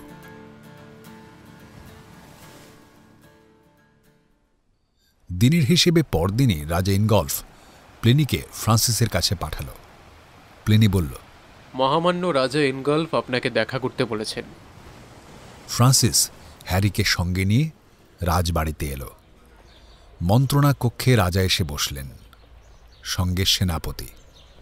রাজা ইনগলফ বললেন, ফ্রান্সিস, এখন তো আর এখানে থাকার মানেই হয় না। ভাবছি ঘন্টা কয়েক পরে সৈন্যদের নিয়ে আমি, রানী আর রাজপুত্র রেভকজাভিক ফিরে যাব। না মাননীয় রাজা, আপনি এখনই সৈন্যবাহিনী নিয়ে রেভকজাভিকে যাবেন না। বরং আপনি, মহামান্যার রানী এবং রাজপুত্র আমাদের জাহাজে ফিরে চলুন। আর বন্দি রাজা গুমন্ডকেও আমরা পাহারা দিয়ে নিয়ে যাব। আর তারপর রেভকজাভিক পৌঁছে গুমন্ডের সেনাপতি ও সৈন্যদের অস্ত্র ত্যাগে বাধ্য করব। কিন্তু যদি তার আগেই আপনার সৈন্যবাহিনী সেখানে পৌঁছে যায় তাহলে কিন্তু সাংঘাতিক যুদ্ধ লেগে যাবে রাজা। কারণ রেভকজাভিকে রাজা গুমন্ডের সেনাপতি এবং সৈন্যরা এখনও জানে না যে রাজা গুমন্ড আমাদের হাতেই বন্দী। কাজেই আপনার সেনাপতিকে আদেশ দিন, তিনি যেন দিনের হিসাবে 4 দিন পর তার অধীনস্থ সৈন্যদের নিয়ে রেভকজাভিক যাত্রা করেন। ফ্রান্সিস ঠিকই বলেছে মাননীয় রাজা, হ্যারি বলল। রাজা ইনগলফ কিছুক্ষণ ভাবলেন, তারপর বললেন, বেশ, তাই হবে। রাজা চেয়ার ছেড়ে উঠলেন। ফ্রান্সিসরা উঠে দাঁড়াল। রাজাকে সম্মান জানিয়ে ওরা জাহাজে ফিরে এলো। ফ্রান্সিস সব ভাইকিং বন্ধুদের ডেকে বলল, রাজ পরিবার আমাদের জাহাজে চড়ে রিভক্সজাভিক যাবেন। বন্দি রাজা গুমন্ডকেও আমরা এই জাহাজে নিয়ে যাব। একটা নির্দিষ্ট কেবিন ঘরে তাকে বন্দি করে রাখা হবে। জাহাজে সাজো সাজো রব পড়ে গেল। আগেই সেই বড় কেবিন ঘরটাই ধুয়ে মুছে পরিষ্কার পরিচ্ছন্ন করা হলো। বন্দি রাজা গুমন্ডের ঘরটাও তৈরি রাখা হলো। এবার প্রতীক্ষা রাজ পরিবার কখন আসে, গুমন্ডকে কখন নিয়ে আসা হবে। দিনের হিসেবে পরদিন রাজা হজরিলিফের রাজকীয় গাড়ি চড়ে রাজা ইনগল্ফ, রানী ও রাজপুত্র এলো। নির্দিষ্ট ঘরে তাদের আপ্যায়ন করে নিয়ে আসা হলো। রাজকীয় গাড়ির পেছনে এলো একটা সাধারণ গাড়ি। তাতে হাত বাঁধা অবস্থায় রাজা গুমন্ড। গুমন্ডের ডান বাহুতে কাঁধে কম্বলের ফেটটি জড়ানো। রাজার 4 জন সৈন্য খোলা তলোয়ার হাতে সেই গাড়িটা পাহারা দিতে দিতে নিয়ে এলো। রাজা গুমন্ডকে তার নির্দিষ্ট কেবিন ঘরে রাখা হলো। পাহারাদার সেই 4 জন সৈন্য তো রইলই, ভাইকিংরাও সব সময়ের জন্য 2 জন রইল। নোঙর তোলা হলো। জাহাজ চলল রিভক্সজাভিকের উদ্দেশ্যে।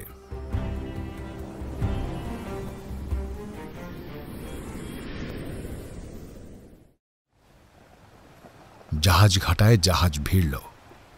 ভাইকিংরা পাটাতন ফেলল। বন্দরে রাজা গুমন্ডের সৈন্যরা পাহারায় ছিল। জাহাজ দেখে এবং সশস্ত্র ভাইকিংদের দেখে ওদের মনে সন্দেহ হল। ওরা পরস্পরকে ডাকাডাকি করে একত্র করল। প্রায় 10-15 জন সৈন্য জাহাজ ঘাটায় খোলা তলোয়ার হাতে সারি দিয়ে দাঁড়াল। ফ্রান্সিসও এটাই চাইছিল। রাজা গুমন্ড এখন বন্দী এবং ওদের কবজায়, এটা গুমন্ডের সৈন্যরা ও সেনাপতি জানুক। ফ্রান্সিস ওর তলোয়ারটা হ্যারিকে রাখতে দিল। তারপর পাটাতন দিয়ে নেমে জাহাজ ঘাটে এলো। গুমন্ডের সৈন্যরা খোলা তলোয়ার হাতে ছুটে এলো। ফ্রান্সিস 2 হাত ওপরে তুলে চিৎকার করে বলল, আমি নিরস্ত্র, আমি যুদ্ধ করতে আসিনি। একজন মোটা মতো সৈন্য এগিয়ে এলো। তোমরা কোত্থেকে এলে? স্কালহল্ট থেকে। তোমরা কি চাও? তোমরা তোমাদের সেনাপতিকে সংবাদ দাও যে রাজা গুমন্ড তাকে একটি চিঠি পাঠিয়েছেন। আমি ঠিক সেই চিঠিটি দিতে এসেছি। তখনই একটি সৈন্য ঘোড়ায় চড়ে সেখানে এলো। মোটা সৈন্যটি অশ্বারোহী সৈন্যকে বলল চিঠির কথা। সৈন্যটি ফ্রান্সিসের দিকে তাকিয়ে বলল, চিঠিটা আমাকে দিন, আমি নিয়ে যাচ্ছি। ফ্রান্সিস বলল, না, সেনাপতিকে এখানে আসতে হবে। অশ্বারোহী সৈন্যটি আর কোনো কথা না বলে রাজবাড়ির উদ্দেশ্যে ঘোড়া ছোটাল। ফ্রান্সিস জাহাজে উঠে এলো। কিছুক্ষণের মধ্যেই রাজা ইনগল্ফের কালো রঙের সোনালি লতাপাতার কাজ করা গাড়িটায় চড়ে সেনাপতি এলো। এবার ফ্রান্সিস রাজা গুমন্ডকে হাত বাঁধা অবস্থায় এনে ডেকে দাঁড় করালো। পেছন থেকে তলোয়ারের ডগাটা রাজা গুমন্ডের পিঠে ঠেকিয়ে রাখল। সেনাপতি রাজা গুমন্ডের এই বন্দি দশা দেখে হতবাক। ততক্ষণে জাহাজ ঘাটায় অনেক লোক জড়ো হয়েছে। তারাও কম আশ্চর্য হল না। রিভক্সজাভিকের অধিবাসীদের মধ্যে খবরটা ছড়িয়ে পড়ল। দলে দলে লোক জাহাজ ঘাটায় এসে ভিড় করতে লাগল।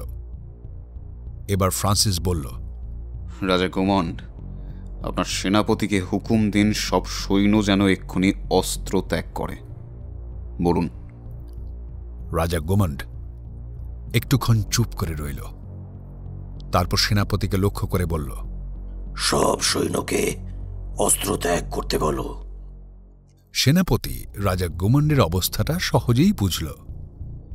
সে গাড়িতে উঠে দাঁড়িয়ে চিৎকার করে বলল, সৈন্যগণ, রাজা গুমন্ডের জীবন বিপন্ন, তোমরা অস্ত্র ত্যাগ করো। উপস্থিত সব সৈন্যরা হাতের তলোয়ার, কাঁধের তীর ধনুক, পাথর বাঁধানো জাহাজ ঘাটায় ফেলে দিল। তখনই বিস্কো তলোয়ার হাতে আর শাঙ্কুত ধনুক বাগিয়ে দ্রুত জাহাজ থেকে নেমে এলো। পাথরে জাহাজ ঘাটা থেকে সব অস্ত্র তুলে নিয়ে এক পাশে জড়ো করে রাখল। তারপর দুজনে অস্ত্রগুলি পাহারা দিতে লাগল। ফ্রান্সিস রাজা গুমন্ডকে বলল, এবার সেনাপতিকে হুকুম দিন, সব সৈন্য জড়ো করে উনি যেন এক্ষুনি রাজবাড়ির উত্তরের প্রান্তরে চলে যান। একজন সৈন্যও যেন রিভকজাভিক নগরে না থাকে। রাজা গুমন্ড চেঁচিয়ে সেই কথা সেনাপতিকে বলল। উপস্থিত সৈন্যরা দল বেঁধে উত্তরের প্রান্তরের দিকে চলল। সেনাপতি গাড়ি থেকে নেমে একটা ঘোড়ায় চড়ল, ছুটল সৈন্যদের ছাউনিতে রাজা গুমন্ডের এই আদেশ জানাতে। ফ্রান্সিস প্লিনিকে ডেকে বলল, প্লিনি, নেমে গিয়ে একটা সাধারণ ঘোড়ায় টানা গাড়ি নিয়ে এসো, যাও। প্লিনি জাহাজ থেকে নেমে গেল গাড়ির খোঁজে। ফ্রান্সিস হ্যারিকে বলল, হ্যারি, যাও, রাজপরিবারকে নিয়ে এসো। হ্যারি চলে গেল। একটু পরেই রাজা ইনগলফ, রানী আর রাজকুমার জাহাজের ডেকে এসে দাঁড়ালেন। রাজা, রানী ও রাজকুমারকে দেখে জাহাজ ঘাটায় জড়ো হওয়া রেবকজাভিকের অধিবাসীরা আনন্দে আত্মহারা হয়ে গেল। সত্যিই তারা রাজাকে দেবতার মতো শ্রদ্ধা করে। তারা উল্লাসে করতালি দিতে লাগল। রাজা ইনগলফ মৃদু হেসে ডান হাত তুলে কয়েকবার নাড়লেন। তারপর রানী ও রাজকুমারকে নিয়ে পাটাতন দিয়ে নামতে লাগলেন। জনতা সোল্লাসে ধ্বনি দিল, আমাদের রাজার জয় হোক, আমাদের রাজা দীর্ঘজীবী হন। রাজা, রানী, রাজকুমার কালো গাড়িটায় গিয়ে উঠলেন। লোকেরা সরে দাঁড়িয়ে পথ করে দিল। গাড়ি চলল রাজবাড়ির উদ্দেশ্যে। ততক্ষণে প্লিনি একটা সাধারণ গাড়ি নিয়ে এসেছে।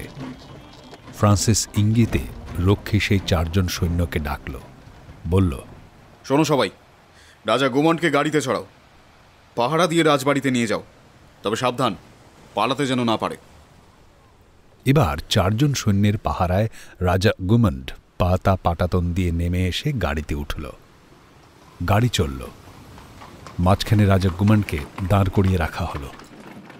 চারপাশে 4 জন সৈন্য খোলা তলোয়ার হাতে দাঁড়িয়ে রইল। জনতা স্তব্ধ হয়ে এই দৃশ্য দেখছে। রাজা গুমন্ড এই রিভকজাভিকে কিছুদিন রাজত্ব করে গেছে। তার হুকুমেই তার সৈন্যরা যে নিষ্ঠুর নিপীড়ন চালিয়েছিল রিভকজাভিকের মানুষদের ওপর, তা তারা ভুলতে পারেনি। হঠাৎ ভিড়ের মধ্যে কে চিৎকার করে উঠল, খুনি শয়তান রাজা গুমন্ড! তারপরই একজন রাস্তা থেকে একটা পাথরের টুকরো ছুঁড়ল রাজা গুমন্ডকে লক্ষ্য করে। মুহূর্তে জনতা উন্মত্তের মতো ঝাঁপিয়ে পড়ল সেই গাড়ির ওপর। 4 জন সৈন্য বহু কষ্টে ভিড় ঠেকাল। এইবার শুরু হলো রাজা গুমন্ডের উপর পাথর বৃষ্টি। সৈন্যরা আত্মরক্ষার জন্য গাড়িতে বসে পড়ল। পাথরের ঘায়ে রাজা গুমন্ডের কপাল, মাথা ফেটে গেল। দরদর করে রক্ত পড়তে লাগল। সারা শরীর রক্তাক্ত হল। রাজা গুমন্ড জ্ঞান হারিয়ে গাড়ির মধ্যে পড়ে গেল। পাথর ছোঁড়া বন্ধ হল। গাড়ির কোচওয়ান এবার জোর গাড়ি চালালো। গাড়ির পেছনে পেছনে আরো কিছু লোক ছুটে আসতে লাগলো চিৎকার করতে করতে। গাড়ি রাজবাড়ির সদর দেউড়ি পেরিয়ে খোলা চত্বরে ঢুকল। তারপর রক্ষী সৈন্যদের নির্দেশ অনুযায়ী পূর্ব কোণায় কয়েদ ঘরের সামনে এসে গাড়ি দাঁড়াল। রাজা গুমন্ডের তখন জ্ঞান ফিরেছে। সৈন্যরা ধরাধরি করে রাজা গুমন্ডকে কয়েদ ঘরে ঢুকিয়ে দিল। রাজা গুমন্ডের নাক মুখ থেকে তখনও রক্ত ঝরছে।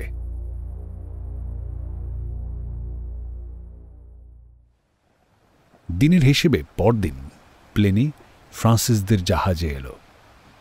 রাজা ইনগলফ ফ্রান্সিস ও মারিয়াকে ভোজসভায় নিমন্ত্রণ করেছেন। এ নিমন্ত্রণ জানাতেই রাজা প্লিনিকে পাঠিয়েছিলেন। প্লিনির সঙ্গে কথা বলতে বলতে ফ্রান্সিসের মনে পড়ল সেই ছোট্ট গির্জাটা ঘিরে ছোট্ট গ্রামটার কথা। মারিয়া পাশেই বসে ওদের কথাবার্তা শুনছিল। এবার ফ্রান্সিস সেই ছোট্ট গ্রামটার কথা, সেই ছোঁচলো দাঁড়ি গোঁফওয়ালা দলপতির কথা সব মারিয়াকে বলল। মারিয়া সব শুনে বলল, চলো না ফ্রান্সিস, সেই ছোট্ট গ্রামটা দেখে আসি। বেশ, চলো। ফ্রান্সিস বলল। ওর নিজেরও খুব ইচ্ছে করছিল সেই গ্রামটায় যেতে। তাই প্লিনিকে বলল, প্লিনি, 3টি ভালো ঘোড়ার ব্যবস্থা করো তো, আমরা 3 জন এই ছোট্ট গ্রামটায় যাব। প্লেনি উঠে দাঁড়ালো, বলল, আমি এক্ষুনি ঘোড়া নিয়ে আসছি, আপনারা তৈরি হন। কিছুক্ষণের মধ্যেই প্লিনি ঘোড়া নিয়ে জাহাজ ঘাটায় এলো। তখন ফ্রান্সিস, মারিয়া ও প্লিনি ঘোড়া চড়ালো সেই ছোট্ট গ্রামটার উদ্দেশ্যে।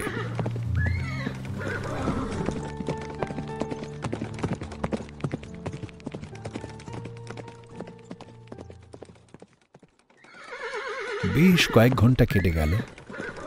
একসময় ওরা সেই ছোট্ট গ্রামটায় পৌঁছল। দেখল সেই ছোট গির্জাটা। গির্জাটাকে ঘিরে পাথরের বাড়িগুলোতে আলো জ্বলছে। বোঝা গেল সবাই জেগে আছে। ঘোড়া থেকে নামল ওরা। গির্জার লাগোয়া পাদ্রী মশাইয়ের সেই ঘরের দরজায় এসে ওরা দাঁড়াল। ফ্রান্সিস বন্ধ দরজায় টোকা দিল। দরজা খুলে দাঁড়ালো সেই ছুঁচুলো দাড়ি গোঁফওয়ালা দলনেতা। দাড়ি গোঁফ আছে, তবে মোম দিয়ে মেজে ছুঁচুলো করা নেই। লোকটা মোমবাতির আলোয় একটা মোটা চামড়ার বই পড়ছিল, বোধহয় বাইবেল। ফ্রান্সিস এগিয়ে গিয়ে বলল, চিনতে পারছো? লোকটা সঙ্গে সঙ্গে ফ্রান্সিসকে চিনল। ছুটে এসে ফ্রান্সিসকে জড়িয়ে ধরল।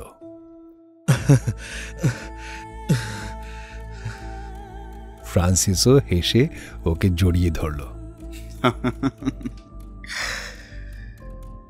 ওর পিঠে আদরের চাপড় দিল। আলিঙ্গন আলগা করে ফ্রান্সিস মারিয়াকে দেখিয়ে বলল, মারিয়া আমার স্ত্রী। লোকটি মারিয়াকে মাথা নুইয়ে সম্মান জানালো, বলল, বসুন বসুন। তিনজনে বেঞ্চিতে বসল। তোমার নাম কি ভাই? ফ্রান্সিস জিজ্ঞেস করল। ইসলিফ। আপনার নাম আমি জানি না, কিন্তু কিন্তু আপনি আমার সমস্ত জীবনের মোড় ঘুরিয়ে দিয়েছেন। আমি আজ অন্য মানুষ। ফ্রান্সিসও ভালো করে ইসলিফকে দেখল। সত্যি ইসলিফের পরনে চাষিদের পোশাক, চোখে মুখে শান্ত ভঙ্গি। ইসলিফ একটা ছেলেকে ডাকল, বলল, সবাইকে বল আমার পরম বন্ধু এসেছেন। ছেলেটা চলে গেল। একটু পরেই কিছু লোকজন এলো। সেই দুজন স্ত্রীলোক, তারাও এলো। তারা ফ্রান্সিসকে আর প্লিনিকে দেখে চিনল। বারবার বলতে লাগলো, আপনারা সেদিন আমাদের সকলের প্রাণ বাঁচিয়েছেন। আপনারা বসুন না, আপনাদের না খাইয়ে কিছুতেই ছাড়ব না। অল্পক্ষণের মধ্যেই স্ত্রীলোকেরা খাবারের আয়োজন করল। গরম গরম গোল রুটি, ভেড়ার মাংস আর নানা সবজির তরকারির মতো। ওরা খেতে লাগল। খুব সুস্বাদু রান্না। ফ্রান্সিস তো গোগ্রাসে খেতে লাগল। হঠাৎ ইসলিফ ফুঁপিয়ে কেঁদে উঠল।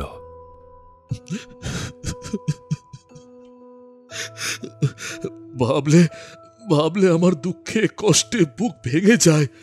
কি অশান্ত, কি বিশ্রী জীবন আমি কাটিয়েছি। বিশ্বাস করুন আজ আমার মনে অপার শান্তি, অসীম তৃপ্তি। আমার বাকি জীবন আমি উৎসর্গ করেছি এই ছোট্ট গ্রামটার মানুষদের জন্য।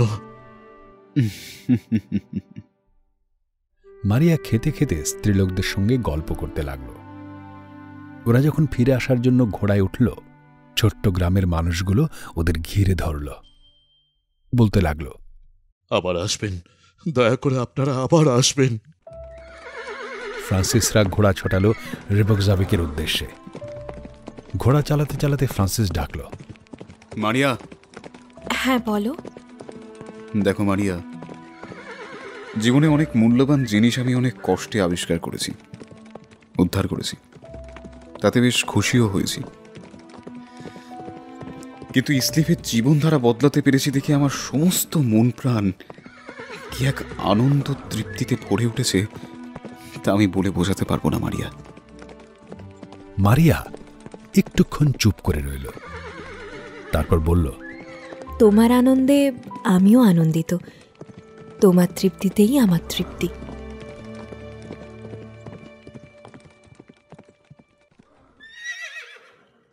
নগরে প্রবেশ করল ওরা। ফ্রান্সিস বলল, তিনি রাজা গুমন যে কয়েদ ঘরে বন্দী রয়েছেন, আমাদেরকে সেখানে নিয়ে চলো। কিছুক্ষণের মধ্যেই রাজবাড়িতে প্রবেশ করল ওরা। চত্বর পেরিয়ে প্লিনি ওদের কয়েদ ঘরের দরজায় নিয়ে এলো ওদের। দরজার দুপাশে 4টে মশাল জ্বলছে। রক্ষীরা খোলা তলোয়ার হাতে পাহারা দিচ্ছে। ঘোড়া থেকে 3 জনে নামল। ফ্রান্সিস এগিয়ে এসে একজন রক্ষীকে বলল, দরজা খোলো, রাজা গুমন্ডের সঙ্গে আমার কথা আছে। রক্ষীরা ফ্রান্সিসকে চিনল। প্লিনিও বলল ওদের। একজন গিয়ে দরজার বড় তালাটা খুলল। লোহার গারদ বসানো দরজাটা খুলল। 3 জনে ভেতরে ঢুকল। মশালের আলোয় দেখল একটা লম্বা পাথরের ওপর রাজা গুমন্ড কম্বল গায়ে শুয়ে আছে। ওদের ঢুকতে দেখে গুমন্ড উঠে বসল। ফ্রান্সিস বলল, চিকিৎসা হয়েছে আপনার? গুমন্ড কোনো কথা না বলে মাথা নেড়ে বোঝালো, চিকিৎসা হয়েছে। ফ্রান্সিস বলল, রাজা গুমন্ড, আপনার রাজত্বের নমুনা আমরা থিং ভ্যালিতে দেখে এসেছি। আপনার সৈন্যদের অত্যাচারে, নিপীড়নে আপনার নিরীহ প্রজারা জর্জরিত। আপনি মাত্র কয়েকদিন এই রেভক জাবিকে রাজত্ব করে গেছেন, আর সেই কদিন যে অত্যাচারের বন্যা আপনি বইয়ে দিয়েছিলেন তার স্মৃতি এখানকার মানুষ ভুলতে পারেনি। ফ্রান্সিস থামল। রাজা গুমন্ড মাথা নিচু করে রইল। ফ্রান্সিস বলল, এই ঘটনাটা দেখে সহজেই অনুমান করতে পারছেন যে থিং ভ্যালিরে আপনার প্রজাদের মনোভাবটা ঠিক কি।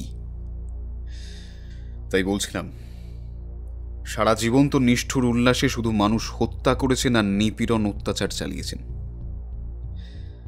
আজ আপনার ভাববার সময় এসেছে রাজা, বাকি জীবনটা আপনি কিভাবে কাটাবেন। ফ্রান্সিস থামল।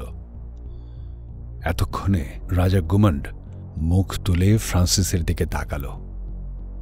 ফ্রান্সিস বলল, আপনার কি এর জন্য কোনো অনুশোচনা হয় না?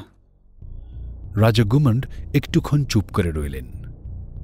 তারপর ভাঙা ভাঙা গলায় বললেন, সেদিন জাহাজ ঘাটে যেভাবে আমাকে অপমানিত আর লাঞ্ছিত করলো এখানকার অধিবাসীরা, তাতে একটা কথা বুঝলাম, যে আমাকে আমার প্রজারা কি পরিমাণ ঘৃণা করে। একটু থেমে রাজা গুমন্ড বললেন, আমি প্রায়শ্চিত্ত করতে চাই, কিন্তু কিন্তু আমার জীবন তো শেষ হয়ে যাবে এই কয়েদ ঘরেই। না, আমি যথাসাধ্য চেষ্টা করব আপনার মুক্তির জন্য, যদি আপনি প্রতিশ্রুতি দেন যে প্রজাদের মঙ্গল ছাড়া বাকি জীবন আপনি আর কিছুই ভাববেন না। তবেই যদি সত্যিই আমি থিং ভ্যালির রাজ্যে রাজপথ ফিরে পাই, আমি কথা দিচ্ছি ফ্রান্সিস, আমি সর্বতোভাবে প্রজাদের কল্যাণ সাধন করব। রাজা গুমন্ড বলল, বেশ, আমি বিশ্বাস করি আপনি আপনার প্রতিশ্রুতি সততার সাথে রক্ষা করবেন। আপনাকে মুক্তি দেওয়ার জন্য আমি রাজা ইনগালফকে অনুরোধ করব। মনে হয় তিনি আমার অনুরোধ রাখবেন। আসি। ফ্রান্সিস ফিরে দাঁড়ালো। মারিয়াকে সঙ্গে নিয়ে কয়েদঘর থেকে বেরিয়ে এলো। তারপর ফ্রান্সিসরা জাহাজে ফিরে এলো। দিন কাটতে লাগল। ফ্রান্সিস ঘুমানোর আগে পর্যন্ত কবি আরির বইয়ে পাওয়া ছবি আর নকশাটা দেখে, কিন্তু তার রহস্য আর উদ্ধার করতে পারে না। 2-1 দিন পরে পরে মারিয়া অথবা হ্যারিকে নিয়ে লোকবার্গে যায়। ঘুরে ঘুরে স্তম্ভগুলো দেখে, প্রদীপ দেখে, ঘাসে ঢাকা জায়গাটা দেখে, কিন্তু কিছুই বুঝে উঠতে পারে না। ফ্রান্সিস এখানে এলেই সেই বৃদ্ধ লোকটির ঘরে যায়। বৃদ্ধটির সঙ্গে বেশ বন্ধুত্ব হয়ে গেছে। বৃদ্ধটির নাম হোলাগ। সে আইসল্যান্ডের পুরনো দিনের অনেক গল্প করে, কিন্তু সপ্তম স্তম্ভের ব্যাপারে ফ্রান্সিস আর নতুন কিছু জানতে পারে না। হোলাগ সেই পুরনো কথাটাই বলে। আর একটা স্তম্ভ রাজা ফ্লোকি নাকি পুঁতেছিলেন, পাথরের নয়, সোনার স্তম্ভ। কিন্তু সে জানে না সেটা কোথায় পোঁতা হয়েছিল। দেখতে দেখতে উৎসবের দিন এসে গেল।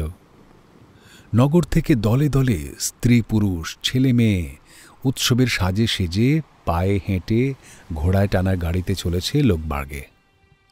ফ্রান্সিস, মারিয়া আর বন্ধুরাও চলল লোকবার্গে। স্তম্ভগুলোর কাছে ওরা যখন পৌঁছল তখন দেখল প্রদীপ জ্বালানো হয়ে গেছে, আলোয় ভরে গেছে নাচ গানের আসর। ওরা পাহাড়ের গায়ে খাঁচ কাটা আসনগুলিতে বসল।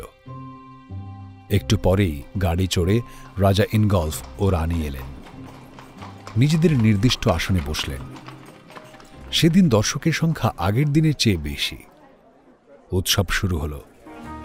একদল মেয়ের রংচঙে বাহারি পোশাকে সেজে স্তম্ভগুলোর পেছনে যে নকশা তোলা মোটা কাপড় বিছানো হয়েছে তাতে এসে দাঁড়াল। বাদ্যযন্ত্র বেজে উঠল। দুটি মেয়ে এগিয়ে এসে গান ধরল। গানের বিষয় রাজা ফ্লোকির বীরত্বের কাহিনী। ওরা দুজন গান শেষ করতে চারদিকে করতালির শব্দ শোনা গেল। বেশ কিছুক্ষণ ধরে নাচ গান চলল। প্রদীপের আলো কমে গেল। একসময় নাচ গানের উৎসব শেষ হল। দর্শকরা নগরী ফিরে যেতে লাগল। ফ্রান্সিসের বন্ধুরাও ফেরার জন্য একত্র হল। ফ্রান্সিস মারিয়াকে বলল, মারিয়া, তুমি ওদের সঙ্গে ফিরে যাও, আমি আর হ্যারি কিছুক্ষণ পরে যাচ্ছি। মারিয়া মাথা নেড়ে বলল, না, তোমাদের দুজনের সঙ্গে আমিও থাকবো, তোমাদের সঙ্গেই ফিরব। বেশ, চলো। বন্ধুদের দিকে তাকিয়ে বলল, তোমরা চলে যাও, আমরা পরে যাব। বন্ধুরা হই হই করতে করতে চলে গেল। কিছুক্ষণের মধ্যেই উৎসব প্রাঙ্গণ জনহীন হয়ে গেল। সেদিনের মতো আজও কয়েকজন লোক পাহাড়ের খাঁজে এখানে ওখানে ভেড়ার লোমের মোটা কম্বল জড়িয়ে শুয়ে আছে, ঘুমিয়ে আছে দেখা গেল। ফ্রান্সিস পাথরের আসন ছেড়ে স্তম্ভগুলোর কাছে এলো। ঘুরে ঘুরে দেখতে লাগল। সঙ্গে মারিয়া আর হ্যারি। একটুক্ষণ ঘোরাঘুরি করে ফ্রান্সিস যে নকশা বোনা মোটা কাপড়টা পাতা ছিল তার উপর বসে পড়ল। তারপর হাতে মাথা রেখে আধশোয়া হল। পাথরের প্রদীপের আলো কমে গেছে। ফ্রান্সিস তাকিয়ে রইল 6টা স্তম্ভ আর পাথরের প্রদীপের দিকে। হঠাৎ ওর নজরে পড়ল মাটিতে পাতা মোটা কাপড়ের নকশাগুলোর ওপর খুব আবছা স্তরের ছায়া পড়েছে। ছায়াগুলো লম্বা হয়ে নেমে এসেছে, তবে স্পষ্ট নয়। কাপড়ের নকশার জন্যে আর প্রদীপের আলোগুলোও কমে এসেছে বলে, তবে এটা বোঝা যাচ্ছে ছায়া 3টে ত্রিকোণ, নকশাটাও ত্রিকোণ। ফ্রান্সিস শরীরে এক ঝাঁকুনি দিয়ে উঠে দাঁড়াল, চিৎকার করে ডাকল, হ্যারি! হ্যারি আর মারিয়া ছুটে এলো। হ্যারি বলল, কি ব্যাপার? হ্যারি, হ্যারি, এই নকশা কাটা কাপড়টা সরাতে হবে এক্ষুনি।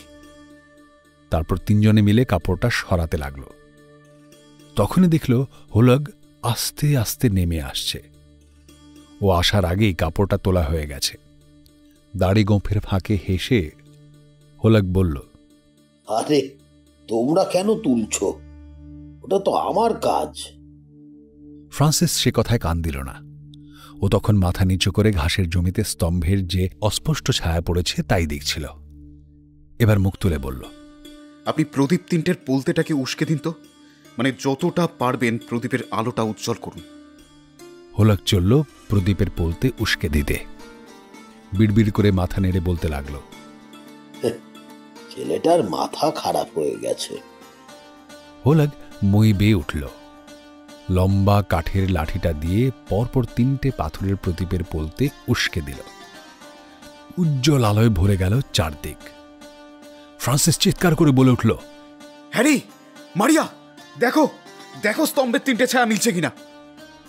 হ্যারি আর মারিয়া দেখল সত্যি তাই। স্তম্ভ 6টির ছায়া একটা বড় ত্রিভুজের সৃষ্টি করেছে। 3টে ছায়ায় মিলেছে নিচে একটা বিন্দুতে। ফ্রান্সিস এখানে যতবার আসে ছবি আর নকশার কাগজটা সঙ্গে নিয়ে আসে। আজকেও এনেছিল। ও ঢোলা জামার তলা থেকে নকশাটা বের করল। নকশার কাগজটা ঘাসে ঢাকা মাটিতে পাতল। বলল, হ্যারি, মারিয়া, দেখো নকশার ওপরের দিকের 3টে আলোর চিহ্ন। এগুলো ওই 3টে পাথরের প্রদীপ। আর তার নিচের বিন্দুগুলোতে যদি 6টা স্তম্ভের কল্পনা করো, তাহলে নকশাটা এরকম দাঁড়াবে কিনা। অর্থাৎ প্রদীপ শিখাগুলো থেকে 3টে ছায়ার দাগ কল্পনা করো। সেই ছায়াগুলো ঠিক নিচে একটা বিন্দুতে মিলে ত্রিভুজের সৃষ্টি করবে। দেখো, ভালো করে দেখো। মারিয়া ও হ্যারি ঝুঁকে পড়ে দেখল সত্যি তাই। ফ্রান্সিস বলল, ওই দেখো, ওই দেখো, স্তম্ভের ছায়াগুলো ওই জায়গায় মিশে গেছে।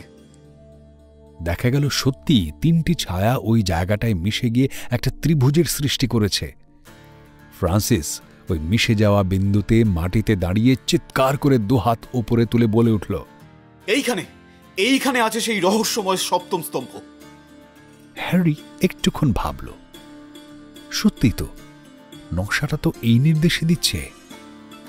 হ্যারি ছুটে গিয়ে ফ্রান্সিসকে জড়িয়ে ধরল, চিৎকার করে বলতে লাগলো, সাবাস সাবাস ফ্রান্সিস।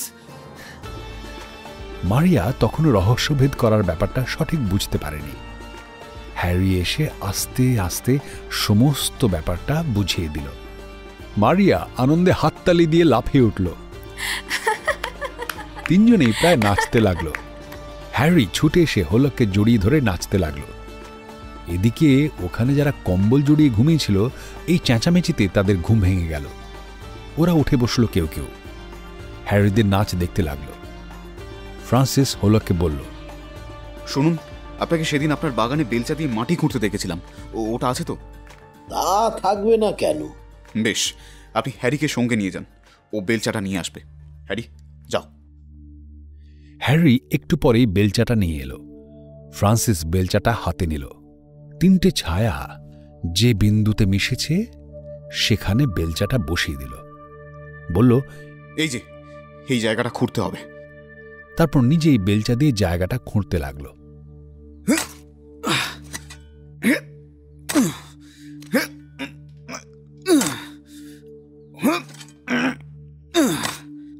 বেশ কিছুক্ষণ খুঁড়ল, তারপর হ্যারিকে ডাকল। হ্যারিও খুঁড়তে লাগলো।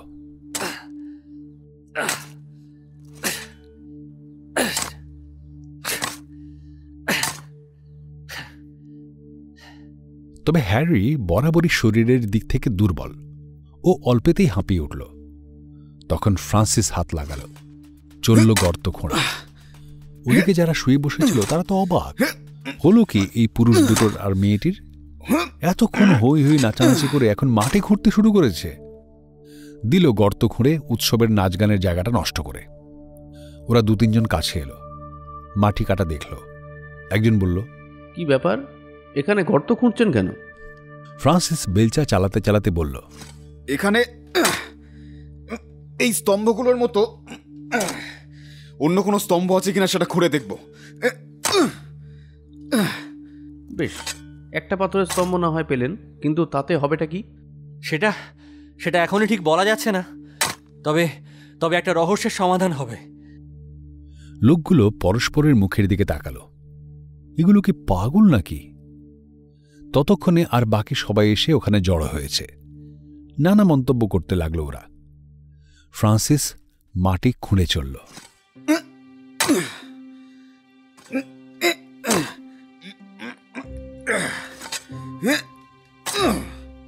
হ্যারি ওদের দিকে তাকিয়ে বলল, ভাই ভাই তোমরা একটু সাহায্য করো না।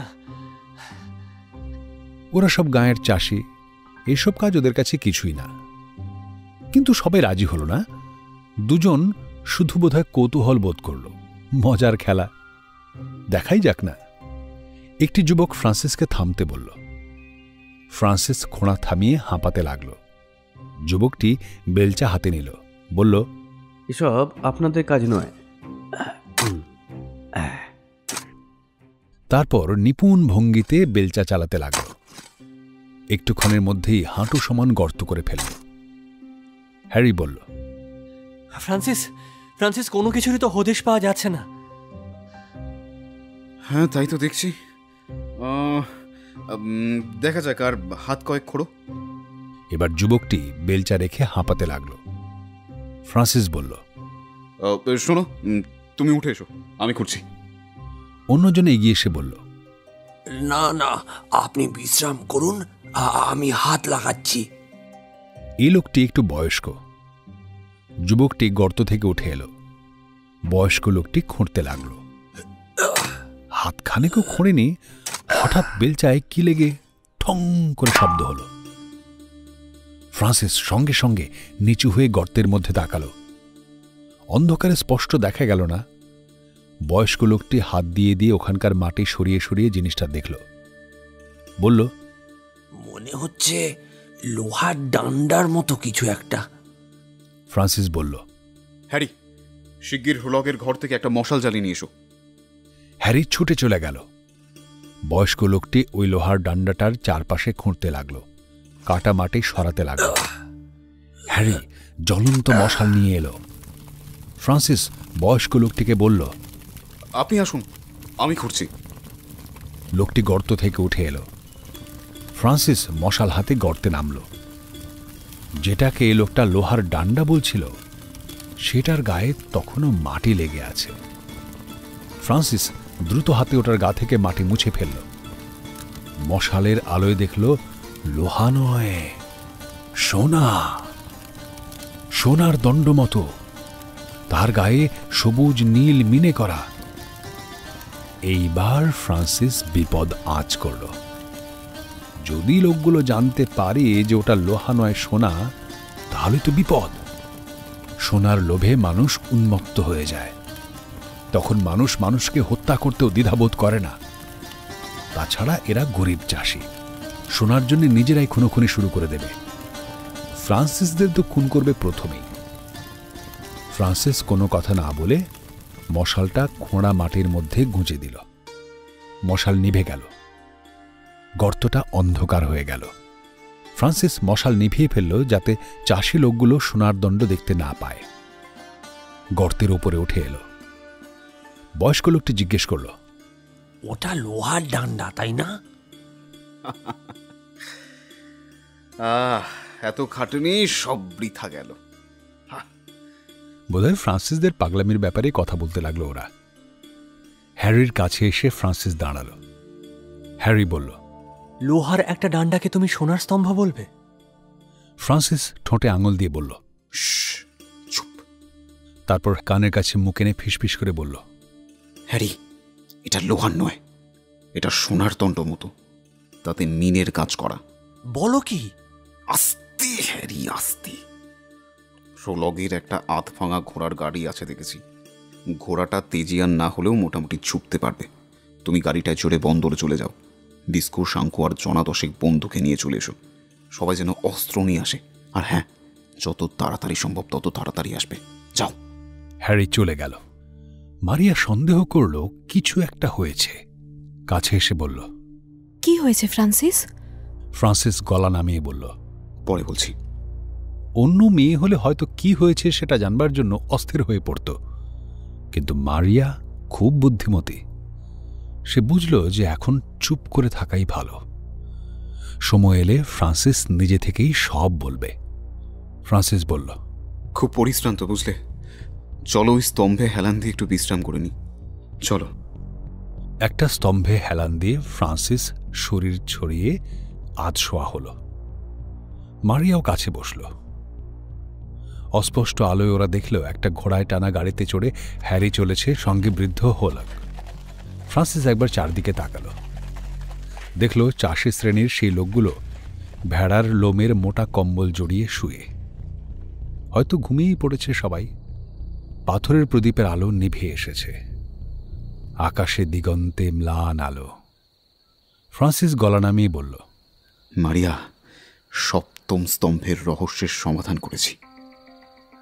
মারিয়া খুশিতে চেঁচিয়ে উঠতে গিয়ে ফ্রান্সিসের ইঙ্গিতে থেমে গেল। ফ্রান্সিস নিম্ন স্বরে বলল, সবুজ মিনে করা সোনার একটা দণ্ড পেয়েছি আমরা। আমার দৃঢ় বিশ্বাস ওটা জাহাজের মাস্তুল, অর্থাৎ দীর্ঘ সর্প। জাহাজটা ওখানেই পুঁতে রাখা হয়েছিল। সপ্তম স্তম্ভ যেটা থরভাগ বলেছিল সেটা আসলে সোনার মাস্তুল, কোনো স্তম্ভ নয়। এখন কি করবে? এখানে যে চাষিরা ঘুমিয়ে আছে তারা কিছু বোঝবার আগেই আমাদের বন্ধুদের এখানে নিয়ে আসতে হবে। তাই হ্যারিকে গাড়ি করে পাঠালাম। বন্ধুরা এলেই নিশ্চিন্ত। এই চাষি লোকগুলোর মনে সন্দেহ হয় এমন কোনো কথা আমরা এখন বলবো না, তেমন কোনো কাজও করব না। শুধু চুপ করে আমাদের বন্ধুদের জন্য অপেক্ষা করব। মারিয়া কোনো কথা না বলে চুপ করে রইল। অনেকটা সময় কেটে গেল। ফ্রান্সিস মনে মনে অস্থির হয়ে উঠল। তখনই দেখল দূরে রাস্তার ওপর অল্প অন্ধকার আর কুয়াশার মধ্যে মশালের আলোর বিন্দু পরপর কয়েকটা। গাড়ি আসছে। একটুক্ষণের মধ্যেই গাড়ির চাকার শব্দ শোনা গেল। কয়েকটা ঘোড়ায় টানা চাষিদের গাড়ি বোঝাই হয়ে ফ্রান্সিসের বন্ধুরা এলো। সবার পেছনে হোলগের গাড়ি। গাড়ি থেকে নেমে বন্ধুরা হৈ হৈ করতে করতে ছুটে এলো। সকলের হাতেই খোলা তলোয়ার। শুধু শাঙ্কর কাঁধে ধনুক ও তুনির। ওরা ধরে নিয়েছিল এবার লড়াই হবে, নইলে ফ্রান্সিস অস্ত্রশস্ত্র আনতে বলবে কেন? ফ্রান্সিস উঠে দাঁড়ালো, গলা চড়িয়ে বলল, ভাই সব, ওই গর্তটা খুঁড়ে আমাদেরকে আরো বড় করতে হবে। সবাই মিলে হাত লাগাও, চলো। ভাইকিং বন্ধুরা হাতের তলোয়ার স্তম্ভগুলোর কাছে জমা করে রাখল। হ্যারি বুদ্ধি করে 4টে বেলচা হোলগের গাড়িতে করে নিয়ে এসেছিল। 5 জন ভাইকিং বেলচা চালিয়ে গর্ত গভীর করতে লাগল। তবে লড়াই হলো না বলে সকলেই বেশ মন মরা হয়ে গেল। আরও হাতখানে খুঁড়তে দেখা গেল পাথরের ছোট ছোট চাঁই দিয়ে বাঁধানো জায়গা। সেই চাঁইগুলোর একটা ফাঁক দিয়ে বেরিয়ে আছে সোনার দণ্ডটা। ওরা ফ্রান্সিসকে ডাকল। ফ্রান্সিস ঘোড়ার গাড়িতে রাখা মশাল নিয়ে গর্তে নামল। মশালের আলোয় দেখল নিচেটা পাথর দিয়ে বাঁধানো। ফ্রান্সিস বুঝল ওই বাঁধানো জায়গাটাতেই রাখা আছে খুদে দীর্ঘ সর্প সোনার জাহাজ। দেখা গেল বাঁধানো জায়গাটা লম্বাটে। ফ্রান্সিস গর্ত থেকে উঠে এলো, বলল, ওই বাঁধানো পাথরগুলোকে খুলে ফেলো, দেখা যাক কি আছে ওর মধ্যে। খুঁড়তে খুঁড়তে প্রায় 7 ফিট বাঁধানো জায়গাটা পাওয়া গেল। এবার পাথরগুলো খুলতে হবে। গাঁইতি চাই। হলো কি ওর ঘর থেকে একটা গাঁইতি নিয়ে এলো। একে একে পাথরের ছোট ছোট চাঁইগুলো জোড়া মুখে চার দিয়ে খোলা হতে লাগলো। কয়েকটা চাঁই খুলতে দেখা গেল চকচকে গাঢ় নীল রঙের কাপড়ে কি যেন ঢাকা। সব চাঁই খুলতে দেখা গেল একটা 5 ফিট লম্বা সোনার জাহাজ। তার মাস্তলটা তো আগেই দেখা গিয়েছিল। খুদে জাহাজের মুখটা অবিকল, সেই ছবির সাপের মুখের মতো। মশালের আলো পড়তে জাহাজের সোনার গা ঝিকিয়ে উঠল। খুদে জাহাজটা পাথরের চাঁইয়ের বাক্সের মধ্যে ছিল বলেই মাটি লাগেনি। এবার ফ্রান্সিস গর্তে নামল। বিস্কো মশাল হাতে নামল। ফ্রান্সিস গাঢ় নীল কাপড়টা সরালো। ঝক করে উঠল জাহাজের 1 ফুট চওড়া খোল বোঝাই মণিমাণিক্য দামি পাথরের টুকরো। ততক্ষণে ভাইকিংরা আর কয়েকজন চাষি সবাই ঝুঁকে পড়েছে গর্তটার উপর। ফ্রান্সিস বলল, বিস্কো মশালটা ওপরে কারোর হাতে দাও, তারপর জাহাজের ওপাশটা ধরো, দুজনে মিলে তুলতে হবে। মশাল গর্তের উপরে একজন নিল। ফ্রান্সিস আর বিস্কো মিলে খুদে সোনার জাহাজটা তুলতে লাগল। আস্তে আস্তে ওপরে তুলতেই এতক্ষণে মশালের আলোয় পরিষ্কার দেখা গেল সোনার খুদে জাহাজ, মাস্তুল। অপরূপ সবুজ নীল মিনে করা জাহাজের ঝকঝকে গা, মাস্তুল। জাহাজের খোল ভর্তি মণিমাণিক্য দামি পাথরের স্তূপ, তার মধ্যে কিছু দামি হীরের সোনার গয়নাগাটিও আছে। এই দৃশ্য দেখে কিছুক্ষণ কারোর মুখে কথা নেই। তারপরই শুরু হলো ভাইকিংদের চিৎকার।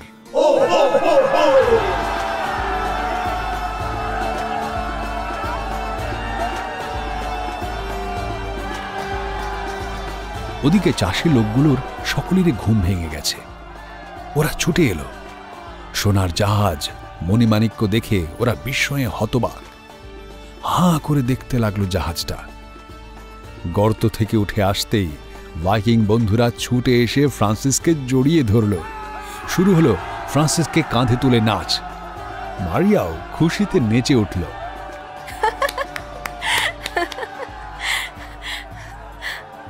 ছুটে এসে জাহাজের সোনার গায়ে হাত ঘষতে লাগলো, মণিমাণিক্য তুলে নিয়ে দেখতে লাগলো। তখনই ও দেখল জাহাজটার গায়ে লেখা দীর্ঘ সর্প। খুদে সোনার জাহাজটা রাখা হলো স্তম্ভগুলোর কাছে। ফ্রান্সিসের নির্দেশে হ্যারি গাড়ি নিয়ে ছুটল নগরের দিকে রাজা ইনগল্ফকে এই সংবাদ জানাতে। কিছুক্ষণের মধ্যেই সারা রেভকজাভিক নগরে এই সংবাদ ছড়িয়ে পড়ল। রাজা ইনগল্ফ ও রানী ততক্ষণে গাড়িতে চলে এসেছেন। রেভকজাভিক নগরের লোকেরাও ছুটে আসতে লাগলো লোকবার্গের দিকে, যেন আবার নাচগানের উৎসব হবে। রাজা ইনগল্ফ জাহাজ ও মণিমাণিক্য দেখে অত্যন্ত খুশি হলেন। আনন্দে ফ্রান্সিসকে বুকে জড়িয়ে ধরলেন। রানীও খুশি, মারিয়াকে বুকে টেনে নিলেন। রাজা ফ্রান্সিসের মুখ থেকে শুনলেন মণিমাণিক্যের জাহাজ উদ্ধারের গল্প। অল্পক্ষণের মধ্যেই সেই জায়গাটা লোকারণ্য হয়ে গেল। সবাই অবাক চোখে দেখতে লাগল সেই অপরূপ সোনার জাহাজ মণিমাণিক্য। এবার রাজা ইনগল্ফ ফ্রান্সিসকে বললেন, এই মহামূল্য জাহাজ নিয়ে এখন কি করবে? এই গুপ্তধন তো এই দেশের রাজা ফ্লোকির, কাজে এটা এই দেশেই থাকবে। তা ঠিক, তুমি তোমার উপযুক্ত কথাই বলেছ। কিন্তু ফ্রান্সিস, মারিয়াকে উদ্ধার করতে, আমার রাজ্যকে শত্রুর হাত থেকে বাঁচাতে, এই গুপ্তধন উদ্ধার করতে যে সাহস, বুদ্ধি ও শৌর্যের পরিচয় তুমি দিয়েছ, তাতে এই দীর্ঘ সর্প তোমারই প্রাপ্য। ফ্রান্সিস কি বলবে বুঝে উঠতে পারল না। হ্যারির দিকে তাকাল।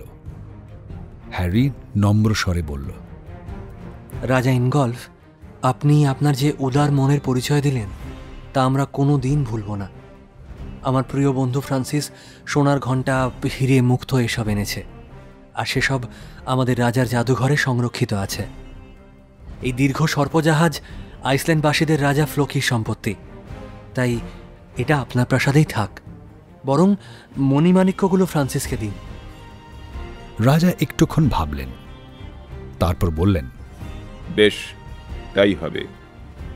ফ্রান্সিস, মণিমাণিক্য রেখে দাও, শুধু জাহাজটা আমাদের গাড়িতে তুলে দাও। গাড়ি আস্তে আস্তে যাবে।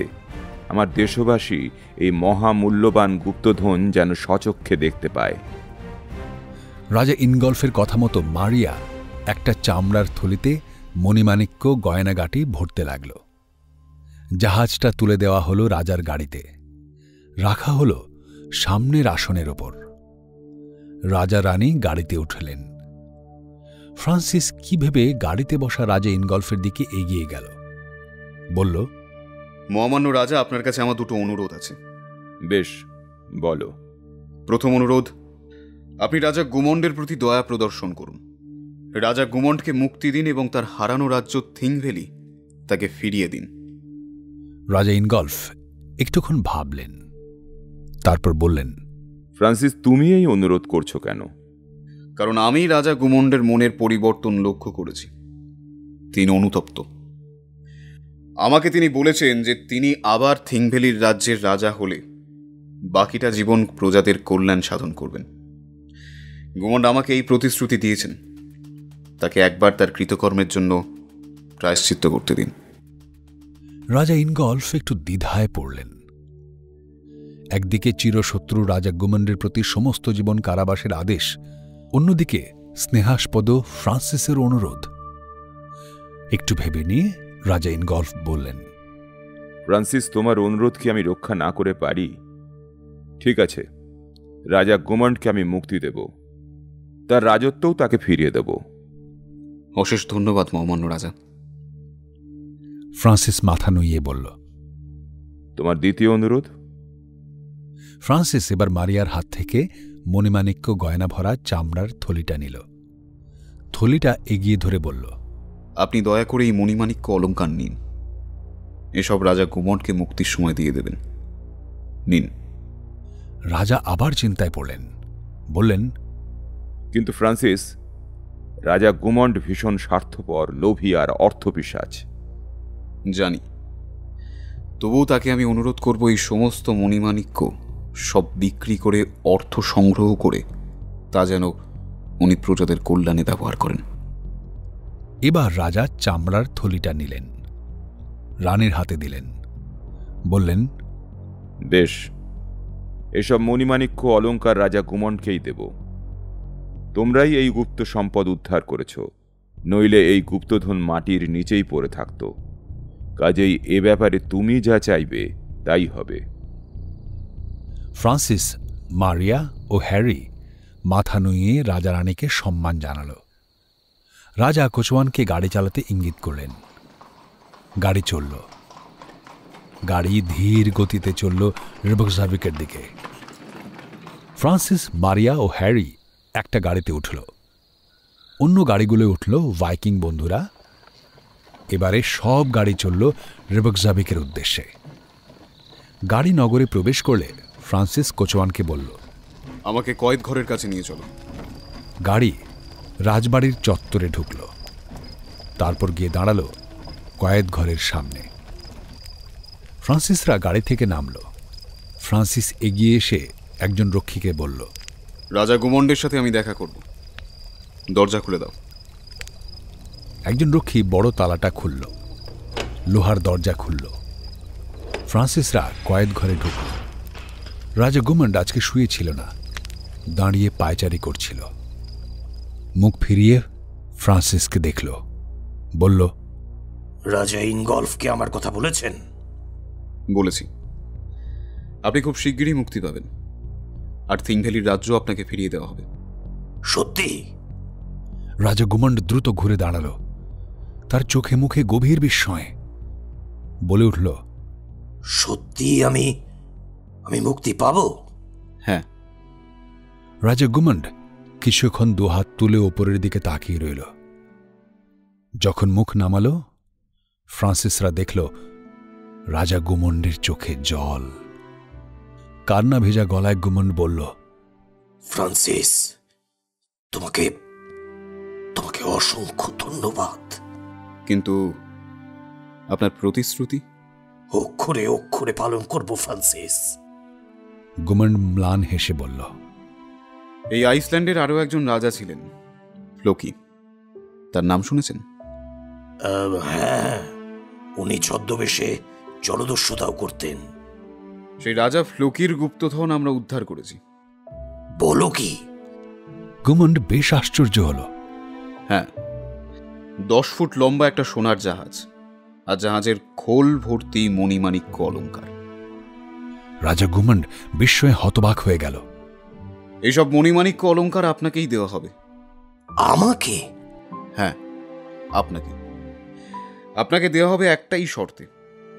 সেই মণিমাণিক্য অলঙ্কার বিক্রি করে একটি অর্থ ভাণ্ডার আপনি গড়ে তুলবেন, আর সেই অর্থ ব্যয়িত হবে শুধুমাত্র আপনার প্রজাদের কল্যাণে।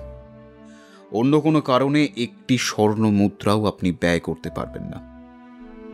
রাজা গুমন্ড নিঃশব্দে কিছুক্ষণ ফ্রান্সিসের মুখের দিকে তাকিয়ে রইল। তারপর একটা দীর্ঘ শ্বাস ফেলে বলল, ফ্রান্সিস, সত্যিই তুমি মহান। আপনার শরীর এখন কেমন আছে? আমি অনেকটা সুস্থ। ফ্রান্সিস, তোমাকে অসংখ্য ধন্যবাদ। ফ্রান্সিসরা জাহাজে ফিরে এলো। জাহাজে ডেকে উঠতেই বন্ধুরা ওদের ঘিরে ধরল। ফ্রান্সিস গলা চড়িয়ে বলল, জাহাজ ছাড়ো। সব ভাইকিং বন্ধুরা ধ্বনি তুলল। তারপর যে যার কাজে লেগে পড়ল। দড়ি দড়া টেনে বিরাট বিরাট পাল খাটানো হলো। ঘর ঘর শব্দে নোঙর তোলা হলো। একটা পাক খেয়ে জাহাজ মহাসমুদ্রের দিকে জল কেটে চলল। পাশে দাঁড়ানো মারিয়াকে ফ্রান্সিস হেসে বলল, তোমার কি দুঃখ হচ্ছে মারিয়া? কেন বলো তো? অত মূল্যবান মণিমাণিক্য রেখে এলাম তাই। মারিয়া মাথা নেড়ে বলল, না, দুঃখ নয়, তোমার জন্য আজ আমি গর্ববোধ করছি। ফ্রান্সিস হেসে হ্যারির দিকে তাকালো, বলল, হ্যারি, তোমার? হ্যারি কোনো কথা না বলে ফ্রান্সিসকে জড়িয়ে ধরল। ফ্রান্সিস বলল, হ্যারি, মারিয়া, আগের অভিযানগুলো শেষে কত মূল্যবান জিনিস নিয়ে দেশে ফিরেছি আমরা। আজ না হয় খালি হাতেই ফিরলাম, কি বলো? কেউ কোনো কথা বলল না। নিস্তেজ আলো আর কুয়াশা ঢাকা আকাশের নিচে সমুদ্রের ঢেউয়ের দিকে ওরা তাকিয়ে রইল। জাহাজ চলল।